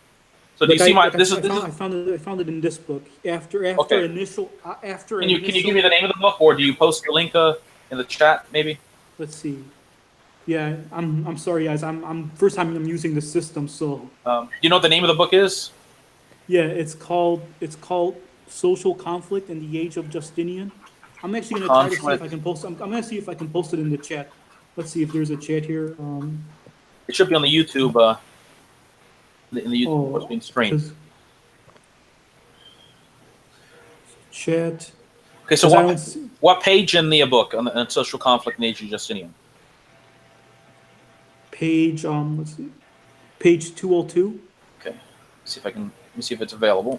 You search after his initial opposition, and do you know that search when you put it all in quotes? Yes, I see. Hold on. After his initial page 202, correct? Yes. Okay, Social Conflict in the Age of Justinian by Peter and Bell. All right. Okay, so let's see. Okay, so after his initial opposition, Justinian had campaigned since before 520 for Theopascite doctrine. So in other words, sometime in the Akakian period, before 520, he was opposed to the Theopascite formula. But after 520, he became for it. Okay, but that's still pretty early, my point is. All right, so 553. Yeah, that's before he became emperor, before he was, I guess, he was anything. He was maybe a magistrate of some sort. So from 520 onward, he was positively for this formulation. Yeah, but that's one. Yep. But he initially opposed it, and if you read Richard Price, the scholar of councils, analysis of during the mainstream thought during Chalcedon, Theopascite language was explicitly avoided by the mainstream who were at the Council of Chalcedon. Except for obviously the North African and many of the Western bishops. That was post Chalcedon. I'm talking about at the council itself. But we're not seeing that as an actual reality. You know, if we can quote fathers who are teaching that Christ suffered in the flesh, then Price is wrong. It was not. They did struggle for it. There was real struggle for it. It was not a mainstream opinion. During that 6th century. It took resistance. I'm not sure if Gallican bishops didn't teach this. I'm not sure if there's not a sermon by Faustus of Reyes in the 470s where he doesn't say God suffered on the cross. We can find quite a few of those. It's not that hard. You can just find it on any biblical commentary on Christ's suffering. Well, so my point is that Jacob. So your contention would be that from around 451 until let's say 553, that those who supported Chalcedon, that you're saying the majority of their clergy were against saying God suffered in the flesh. I'm saying like there was mainstream opposition to that because the 12 chapters of St. Cyril where that's affirmed, it was ignored at the Council of Chalcedon. The only thing that the documents, the synodal documents from Ephesus 1, where they accepted at Chalcedon were the formula of reunion with John of Antioch and the second letter of Cyril to Nestorius, but they ignored the third letter of Cyril to Nestorius, which is the 12 chapters. So that's what. So you're saying so your view is the Council of Chalcedon did not accept the 12 anathemas of Cyril. No, they did not. Well, I'm not sure that that's true. I don't think that's accurate. Let me look. I don't have access. There's a Price's translation of the Acts of the Fourth Council and such. I don't own a copy of that. I only have to go through Google Books, but I'm having to use the old Erdman series. But let me look. Father Joseph, you can take over and talk while I look over this. Well, first off, I have an excerpt from it too. Wait, hold on. You're separating two different things because the Council of Ephesus in 431 accepted the 12 anathemas. The Council of Chalcedon recognized the Council of Ephesus. The point is, each subsequent ecumenical council recognizes the acts of the previous one. So that to say that it's not in the Council of Chalcedon when it's in the Council of Ephesus, which Chalcedon accepted, doesn't make any sense. What you're saying effectively is that they'd have to just repeat themselves over and over. But the point is, they accept Ephesus, they accept the 12 anathemas. So to say that accepted is misleading. Yeah, this is what I'm saying. I'm saying here's what it says. If the two creeds, Cyril's second letter to Nestorius and letter to John of Antioch and the tomb, but it says here the third letter to Nestorius was not read at Chalcedon at any point, shows that the third letter was not included among the conciliar letter according to the Price's. That's Price's argument. Oh, it's Chalcedon in Context by Richard Price. He says that it was not included among the conciliar letters according to the accorded authority in the definition. So but it was already accepted at Ephesus. They didn't fully. The thing is, they accepted the letter of Abbas, which in the letter of Abbas himself rejects Ephesus. So they selectively accepted documents for Ephesus, but I don't believe they really accepted Ephesus. I don't think they accepted his letter, and then they rejected his letter at the Fifth Council. Senior bishops at the Council of Chalcedon, Maximus of Antioch, and Anatolius of Constantinople, in the minutes they do accept the letter of Abbas, and nobody in that council rejects it. How many of them knew about it? The point is, once the entire church knew about the poison in the letter, they rejected it. That happened in 553. We talked about 100. That's and also remember they also continued to say the supposed letter, because there's a question of did somebody interpolate the letter, and you may think, oh, that's who cares, but if people are being told, oh, this letter was originally Orthodox and a bunch of heretics interpolated stuff into it, that's going to put a damper on clearing up the issue, including the guys who wrote it. It was about 100 years where they actually believed that letter was Orthodox, and there was defenders. What version of the letter were they reading, though? A lot of them didn't even read the original. If I remember correctly, in the Acts, some of the bishops there accepted the letter without question and hadn't actually read it. But the point is, they did that on the strength of his repentance, not on the quality of the letter. They did that, but they even said in the minutes that his writing has been proved to be Orthodox. They don't just talk about his repentance based on the letter, but they actually say that the writing has been proved to be Orthodox in the minutes itself. Okay, so what section of the minutes? Let's go through it. I'm gonna get the exact quote so you can search it. Yeah, I'm gonna go through Google Books, the Acts of the Council of Chalcedon. They do have a Google preview available. Let me see.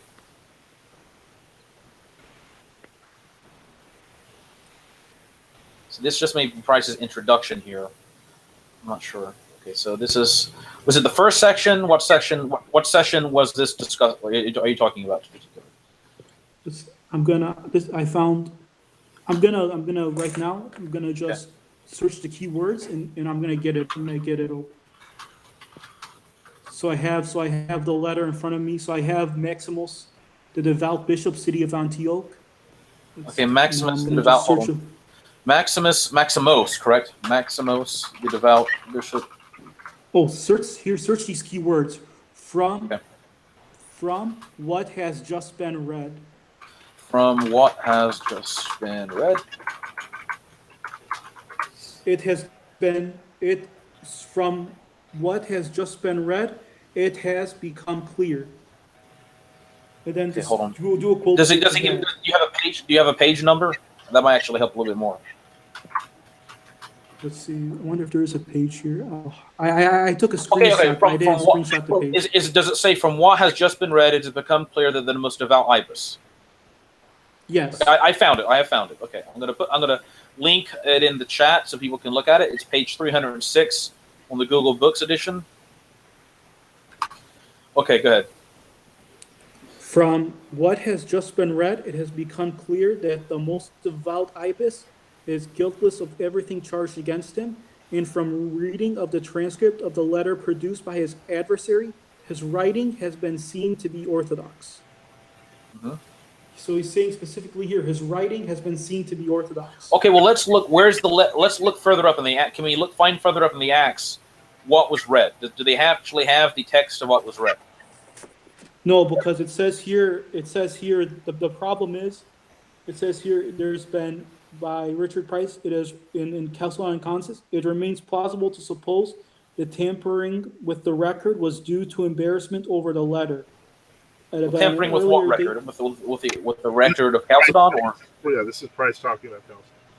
Okay, so Price's theory is that the Acts of the Council of Chalcedon were tampered to remove the letter, but they forgot to remove the praise of ibis, and so it kind of just okay, all right.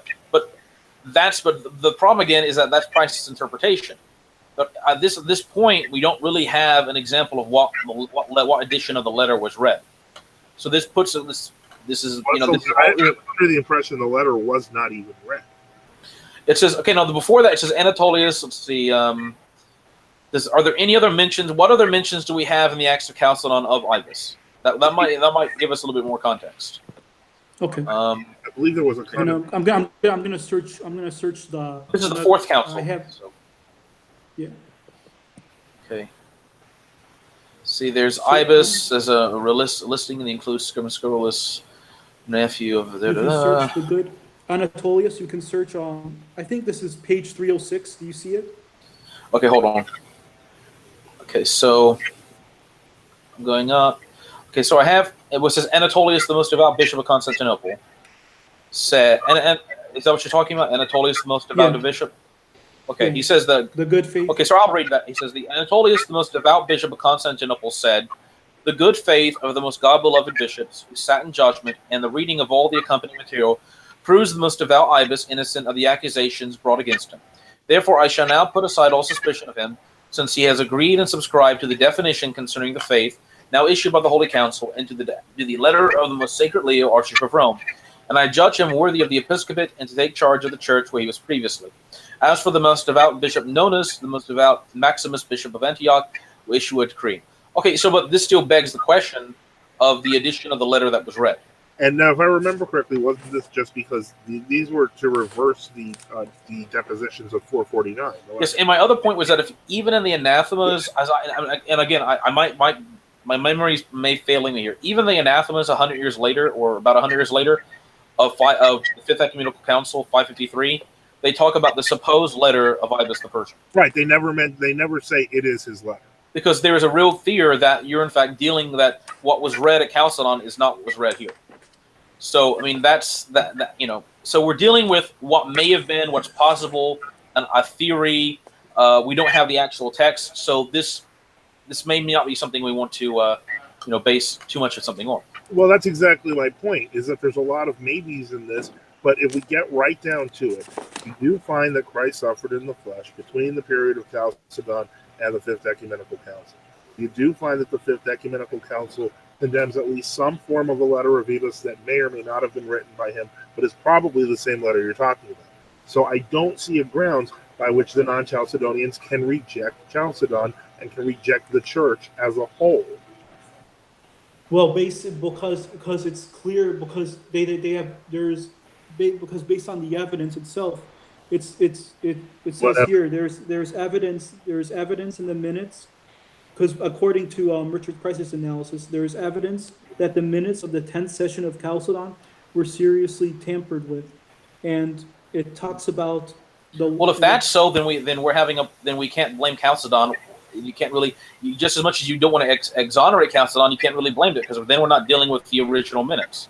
Then you have to accept.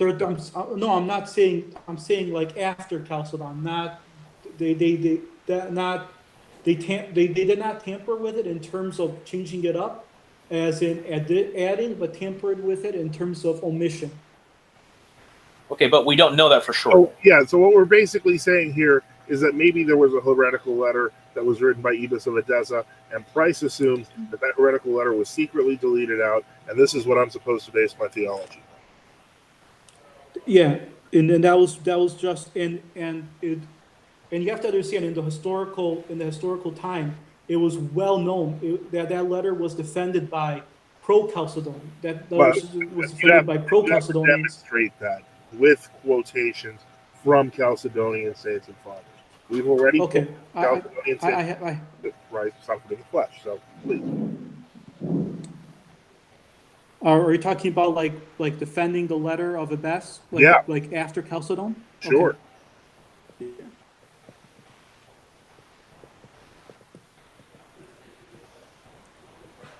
Also called Ibis of Edessa. That's the other name. Oftentimes I call him Ibis the Persian, but in Syriac his name is also Heba. Hiba or Hiba? Yes. I don't know how to pronounce it. It's like Hiba. Here it is. From Vigelis, understood the concerning the letter of Ebus, he published, understood in the best and most pious sense. It was blameless. Pope Vigelis said this. Pope Vigilius. Yes. But okay, Pope Vigilius was confronted at 553 with translations of the letter, so clearly he had no idea what he was talking about. Vigilius is going to be dealing with a Latin translation of the letter to begin with. Not the Greek original. Because he didn't understand Greek. So when they gave him a Latin translation, he was like, "Oh boy, I've made a mistake." You also had, you're making a lot of assumptions that he didn't understand. No, that's during the 553 council that happened. He wrote letters from prison complaining about that, and when he was presented with the translations, he was shocked by what he saw. That's not something I'm making up. That's something that happened. Okay, let's assume that there's also Facundus of Hermani. Facundus. Okay. So Facundus of Hermani, I think he was a deacon in North Africa, wasn't he? Am I correct in saying that? I think so. Yeah, I'm not 100% sure. He in fact he was one of the ones who went along with the Schism of the Three Chapters, I believe. Yes, he used a Greek edition when composing his defense of the Three Chapters. Okay.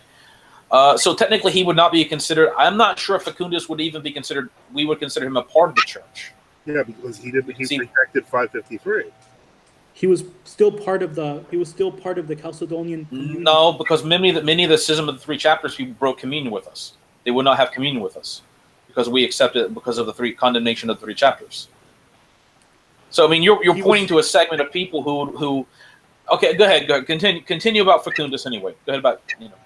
He was still part of the Chalcedonian body before the controversy. There were Chalcedonians like him who believed. Okay, so what can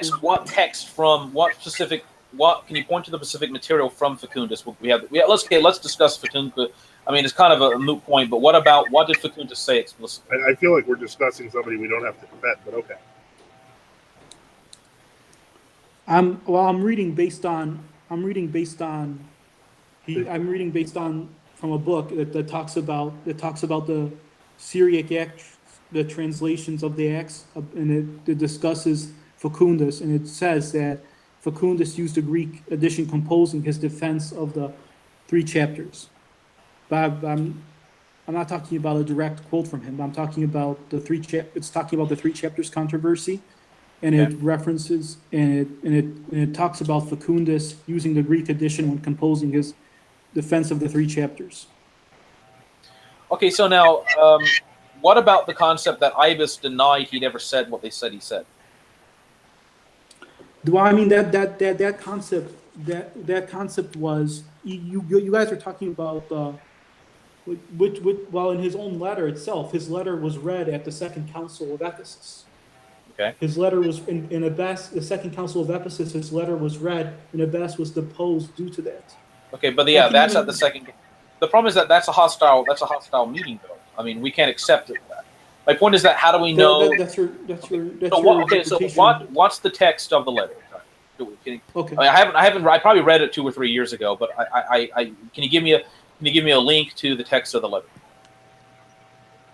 And what are the other variations of the letter to begin with? I have okay. You can search the words on. Okay.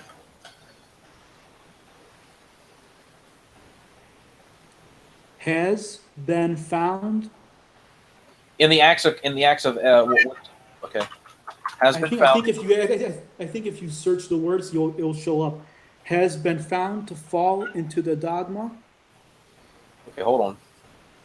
This is from what, Price's translation of the Acts of Chalcedon, the Second Council of Ephesus appended. It's a translation of the letter of Abbas that was read at the Second Council of Ephesus. In what book is it found? Just so I understand.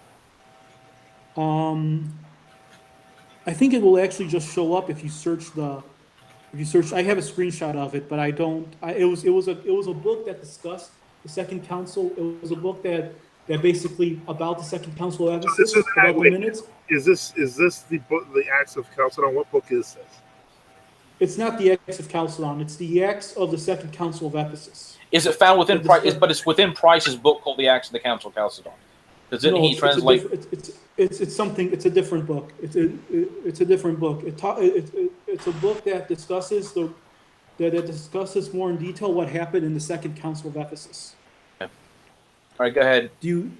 So you has been found to fall into the dogma of Apollinarius. Found to fall into the dogma of Apollinarius. Okay. Then you okay. Can I may not have access to the book. This is the problem. But go ahead. Continue. Just read it. Seeing that he himself has written in a similar way that God, the Word, became man, so that there could be no distinction between the temple and him who dwells in it. So right here he's condemning Cyril. He says, Cyril, however, while aiming to refute the affirmations of Nestorius, has been found into the dogma of Apollinarius, seeing that he himself has written in a similar way that God the Word became man. So here he's condemning Cyril for saying God the Word became man. And he's saying that he fell into the opposite. He basically is saying that he fell into the opposite error while trying to refute Nestorius. That's what Abbas, because Abbas he's opposed to both Nestorius and Cyril. Okay, so the problem with this is that there were people who had access to a letter which said something substantially different. If you read, in fact, if you read through the Emperor Justinian's work, one of the 3 chapters, he responded to a council being held in Western Illyricum, which is kind of like the Adriatic coast, I guess, on Dalmatian coast modern times, in which they were quoting a letter in which he was, in which it said exactly the opposite. All right. So the question is, do you have the exact letter where it says the opposite? Here, let me find it. Hold on 1 second. And I even have this. I'm not trying. I'm just saying this is a complicated issue. I understand. Okay, hold on. Okay, so there's a book called On the Person of Christ, the Christology of the Emperor Justinian, translated by Kenneth P. Wesch. And let me see. If you find on page 115, it's the Emperor Justinian's work against the three chapters. Okay? All right, so let me see. Okay. It says, okay, so on page 117 it says, now, of course, Justinian is writing to convince his council to accept the Quran condemnation. Justinian says, now you have written that there are two parts to this impious letter of Ibis. The one you say contends against Apollinaris and Orthodox Minor, while the other, even though the writer of this letter seemed to slander St. Cyril, he nevertheless retracted this taint of slander in the letter's conclusion. For this reason, you say this impious letter should be judged orthodox. In so saying, you have made it clear that you neither know the text nor the meaning of the impious letter, for it contains nothing against Apollinaris. In fact, so here's the problem then.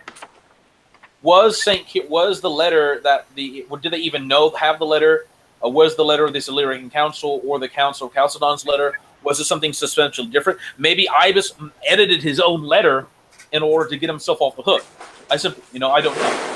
So that's all speculation. All we know is that. Well, it's all speculation because we have no text of what the letter was read at Chalcedon. We just know something was read at Chalcedon. Then which so what else would it be? It was a letter attributed to. It was a letter of Ibis. Okay, fine. Mm-hmm. But we have no idea what the text of the letter is. We have no idea if it was an interpolated text. No idea. For example, just as much as Price is speculating about what happened, I can simply speculate that Ibis kind of got scared and gave him an interpolated letter so he could get off the hook. So my point is, at this point, we don't. Okay, go ahead. Because even like it talks about here, how was the authenticity of the letter of Ibis? It talks about the points we're making, but it doesn't. It still doesn't confirm that that's a drastically different letter.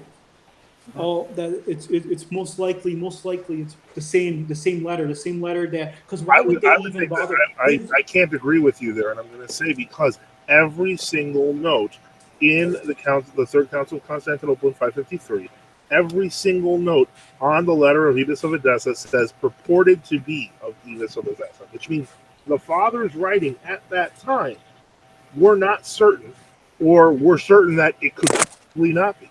You're saying they definitely knew it, but they definitely knew something was wrong with it, or they wouldn't have put that in the language of the council. Because because they were running based on basically Emperor Justinian's view. It was not because you're giving me Chalcedonian sources from that time saying that the anti-Chalcedonians and the pro-Nestorians, they knew for sure that was the letter. And why else would they even bother using that material to determine his orthodoxy if that same. Because as you know, Chalcedon was called to reverse the decisions of Ephesus 449. In Ephesus 449, that letter was read, and Ebes was deposed. So of course, to reverse that decision of Ephesus 449, it makes sense for them to accept that same letter and to restore Ebes. It does. Okay, but there's a few problems with your argument. One, we don't have evidence that they authoritatively accepted the letter of Ibis of Edessa. Two, we don't have evidence that the letter of Ibis of Edessa is the same letter of Ibis of Edessa that appeared in 553. Three, we don't have any certainty that Abbas didn't recant a part of his letter at the council, because that's not mentioned. What is mentioned is that he repented and fell before the council and accepted the Tome of Leo. The Tome of Leo. What is mentioned in Chalcedon that he condemned Nestorius as he did in that same exact letter I'm talking about, but there's no evidence that he rejected those teachings in his letter that was read in the Second Council of Ephesus. There's no. I don't even see. They weren't going to affirm the Second Council of Ephesus. They had no intention of affirming it. Yeah, because their goal was to reverse the decisions of the Second Council of Ephesus. In the Second Council of Ephesus, the letter of Ebes was read, and Ebes was deposed. So of course, in the Chalcedon, they're going to want to reverse that by accepting the letter and accepting Ebes. I have not seen any evidence of an alternate. I have not seen any evidence of another letter of Ebes. I've only seen one letter of Ebes tomorrow. I have not seen an alternative. Clearly, they were obviously at 553. They were clearly concerned with the authenticity of the letter because of the phrasing that they used in the letter's text, in the council text. I've already established that. But more importantly, the point is, Chalcedon wasn't simply called to reverse the robber council; it was called to address the wrongs of that council. Now, we may minimize that and say that we're still trying to figure out this whole Flavian living a year later, even though everyone pretty much agrees he's dead. But the point is, there were a lot of canonical anomalies of the second council of Ephesus, which is why it was called the Latricinia. The point is, The first person who called it that, the person who first called it that was Leo of Rome, and yeah, he was, Pope, and yeah, it was only his see. a It was only council. his see. Yeah, And but it was only the his legates, the legates of the Pope at the time said contradictory to all the acts. Yeah, and that's what got him almost killed. Hilarious he argued that it took him great difficulty to get out after he said that. I mean, they were physically attacked, and the point is by the mob that Dioscorus called forth. And so the point is, and they had trouble getting out of the city. They wrote letters to that effect. I'm familiar. I mean, that narrative. That's the same narrative Well, that I see in the stories. When you say narrative, that implies that they're lying. Well, because I've seen the same charges applied to, I don't Saint Cyril by the historians who rejected the. They also We're not historians. Yeah, but I'm saying just like how the historians they reject the first council of Ephesus, you guys reject the second council of Ephesus, and you make the same sort of charges about there being violence, blah blah blah. First council of Ephesus was a council of the entire church. The second council of Ephesus was limited to Dioscorus and those who agreed with it. It was basic. All the major sees accepted it except Rome. The see of Antioch, the see of Constantinople, the see of Jerusalem, and the see of Alexandria. They accepted it. Besides Rome, in fact. So Anatolius, you're saying Anatolius accepted second Ephesus? Yes, in 449. In 449, they killed the guy in Constantinople who was there. Of course, it's like I would accept it too. I wouldn't want my head shit. I'm just saying. Well, that's just the claim that the opponents of Dioscorus use. I don't see it any I'm still waiting for proof that Flavian survived past 449, because that's the first time I've ever heard that before. No source I know of says that he died anything other than less than a month after he was at the council from his wound. So Chadwick and Fouad, they argue that he died at around February 450. I'm talking about Well, do we have any primary source? We'll look at primary source chronicles. Okay, so what primary source chronicles in the 5th century do we have that deal with this issue? Because basically the anti-Chalcedonians, you have conflicting narratives between the pro-Chalcedonians and the anti-Chalcedonians regarding that event. So of course you're going to have some partisan views. But that's kind of a bigger thing than a narrative. I mean, the simple reality is when you're having people who are recording at the council, evidences of assault, evidences of threat. They're all hearsay from the opponents of Dioscorus. Well, they're not hearsay. They're from people who were there. They're hearsay. No, because even you can say false testimony, but you can't say hearsay. False. Well, it was. Well, there's also hearsay regarding others who were accusing him, but false testimony, yeah, that works too. Okay, so basically, all the people who testified against the robber Senator 449 were lying. Well, they were caught. They were actually caught lying in the minutes. They were not able. They were not able to. They were not able to. Projectus were caught lying in the minutes. Yes. We can check that. We can check. Because they were caught. Because they were in the minutes. They were caught with inconsistent stories. Can you point to the page? Yeah, I'm actually I'm looking for it right now.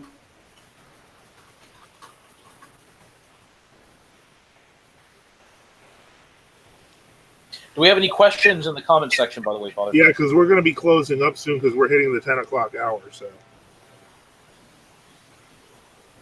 we'll finish this up because I'd really like to hear this claim, which would be the first time I've ever heard it.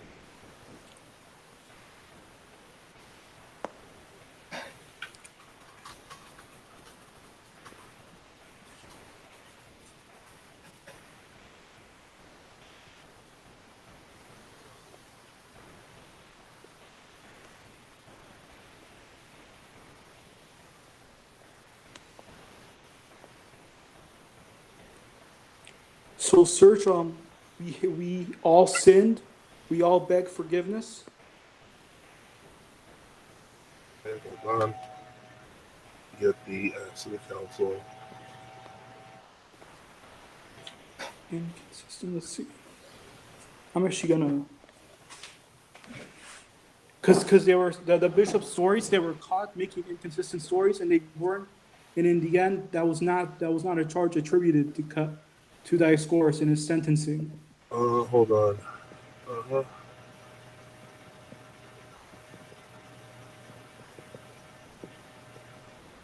We all sin, we all beg forgiveness. Okay, yeah, this is basically saying that the bishops who signed the deposition of St. Flavian were admitting they were wrong.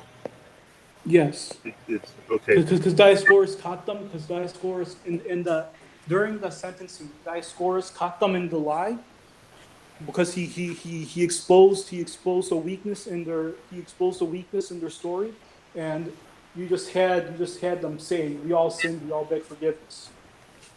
Okay, yeah, but these are the same bishops who were at the Council of 449.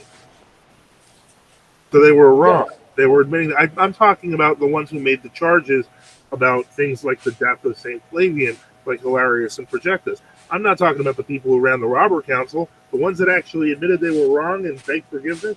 That makes sense. But now Dioscorus is kind of mad because they're basically they're disregarding the council they were in. No, I'm saying like those bishops, you had bishops. I'm looking for the exact quote right now. You had bishops who were caught in the Council of Chalcedon. You had bishops who were caught lying and about the blank sheets, and like in other parts of the stories, and they responded. No, let's be clear. What exactly was the lie? Besides, what about the blank sheets? What are you saying they lied about?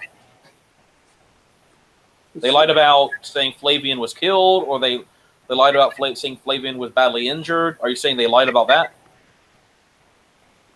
I'm saying they lied about. Regarding the signing of the blank sheets. That was one of the stories. I'm looking. I actually had this a while ago. I'm trying to find the exact wording.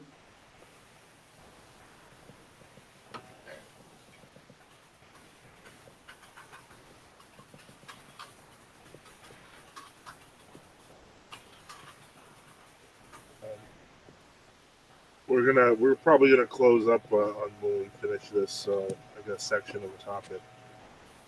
So Okay, what questions do we have? Let's just go through the questions right now, Father. If we have them. there's very few. I mean, there's the last one, the miracle of Euphemia. I've heard from Oriental Orthodox was a hoax. Is this true, Father? There was a miracle at Chalcedon of the tomb of Saint Euphemia. Okay. So how could it be a hoax? I think it's the Monophysite position is that it could not have been true because it would confirm Chalcedon.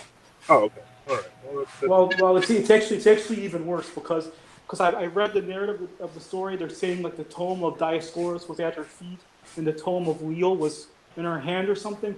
That all Dioscorus brought with him was quotes of Saint Cyril, quotes of Saint Athanasius, and quotes of Saint Gregory, and the 12 chapters in Nicaea. So is she saying all these Orthodox documents are at her feet? Dioscorus didn't bring anything with him. So it's like based on that story, it sounds like she's rejecting what Dioscorus brought with him. Well, I'm looking at the miracle, but continue looking for the thing, please, to make the final point so that we can close out today. Okay.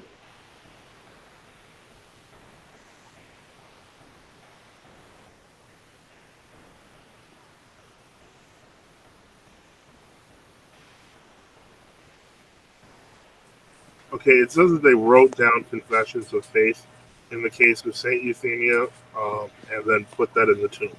So it wouldn't be. We're not talking about certain documents or things that Dioscorus was carrying. We're just talking about things that they wrote their defenses of the faith and put them in the tomb. So it had nothing to do with. I mean, the point is it's about the miraculous raising of a hand with the Orthodox confession. But in any case, while it is an interesting miracle, it's secondary to the actual text we're discussing here. Not that I discount it, I do not. But the point is, it's not worth arguing over, considering we're just trying to establish points from the text. So. Yeah.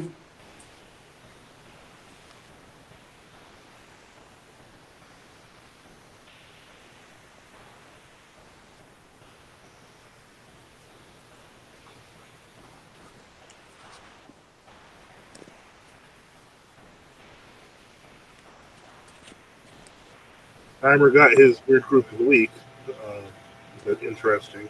I guess he's referring to Oriental Orthodoxy. So we'll just leave that on its own. The point is, okay, have you found anything in terms of Hilarius or Projectus committing perjury?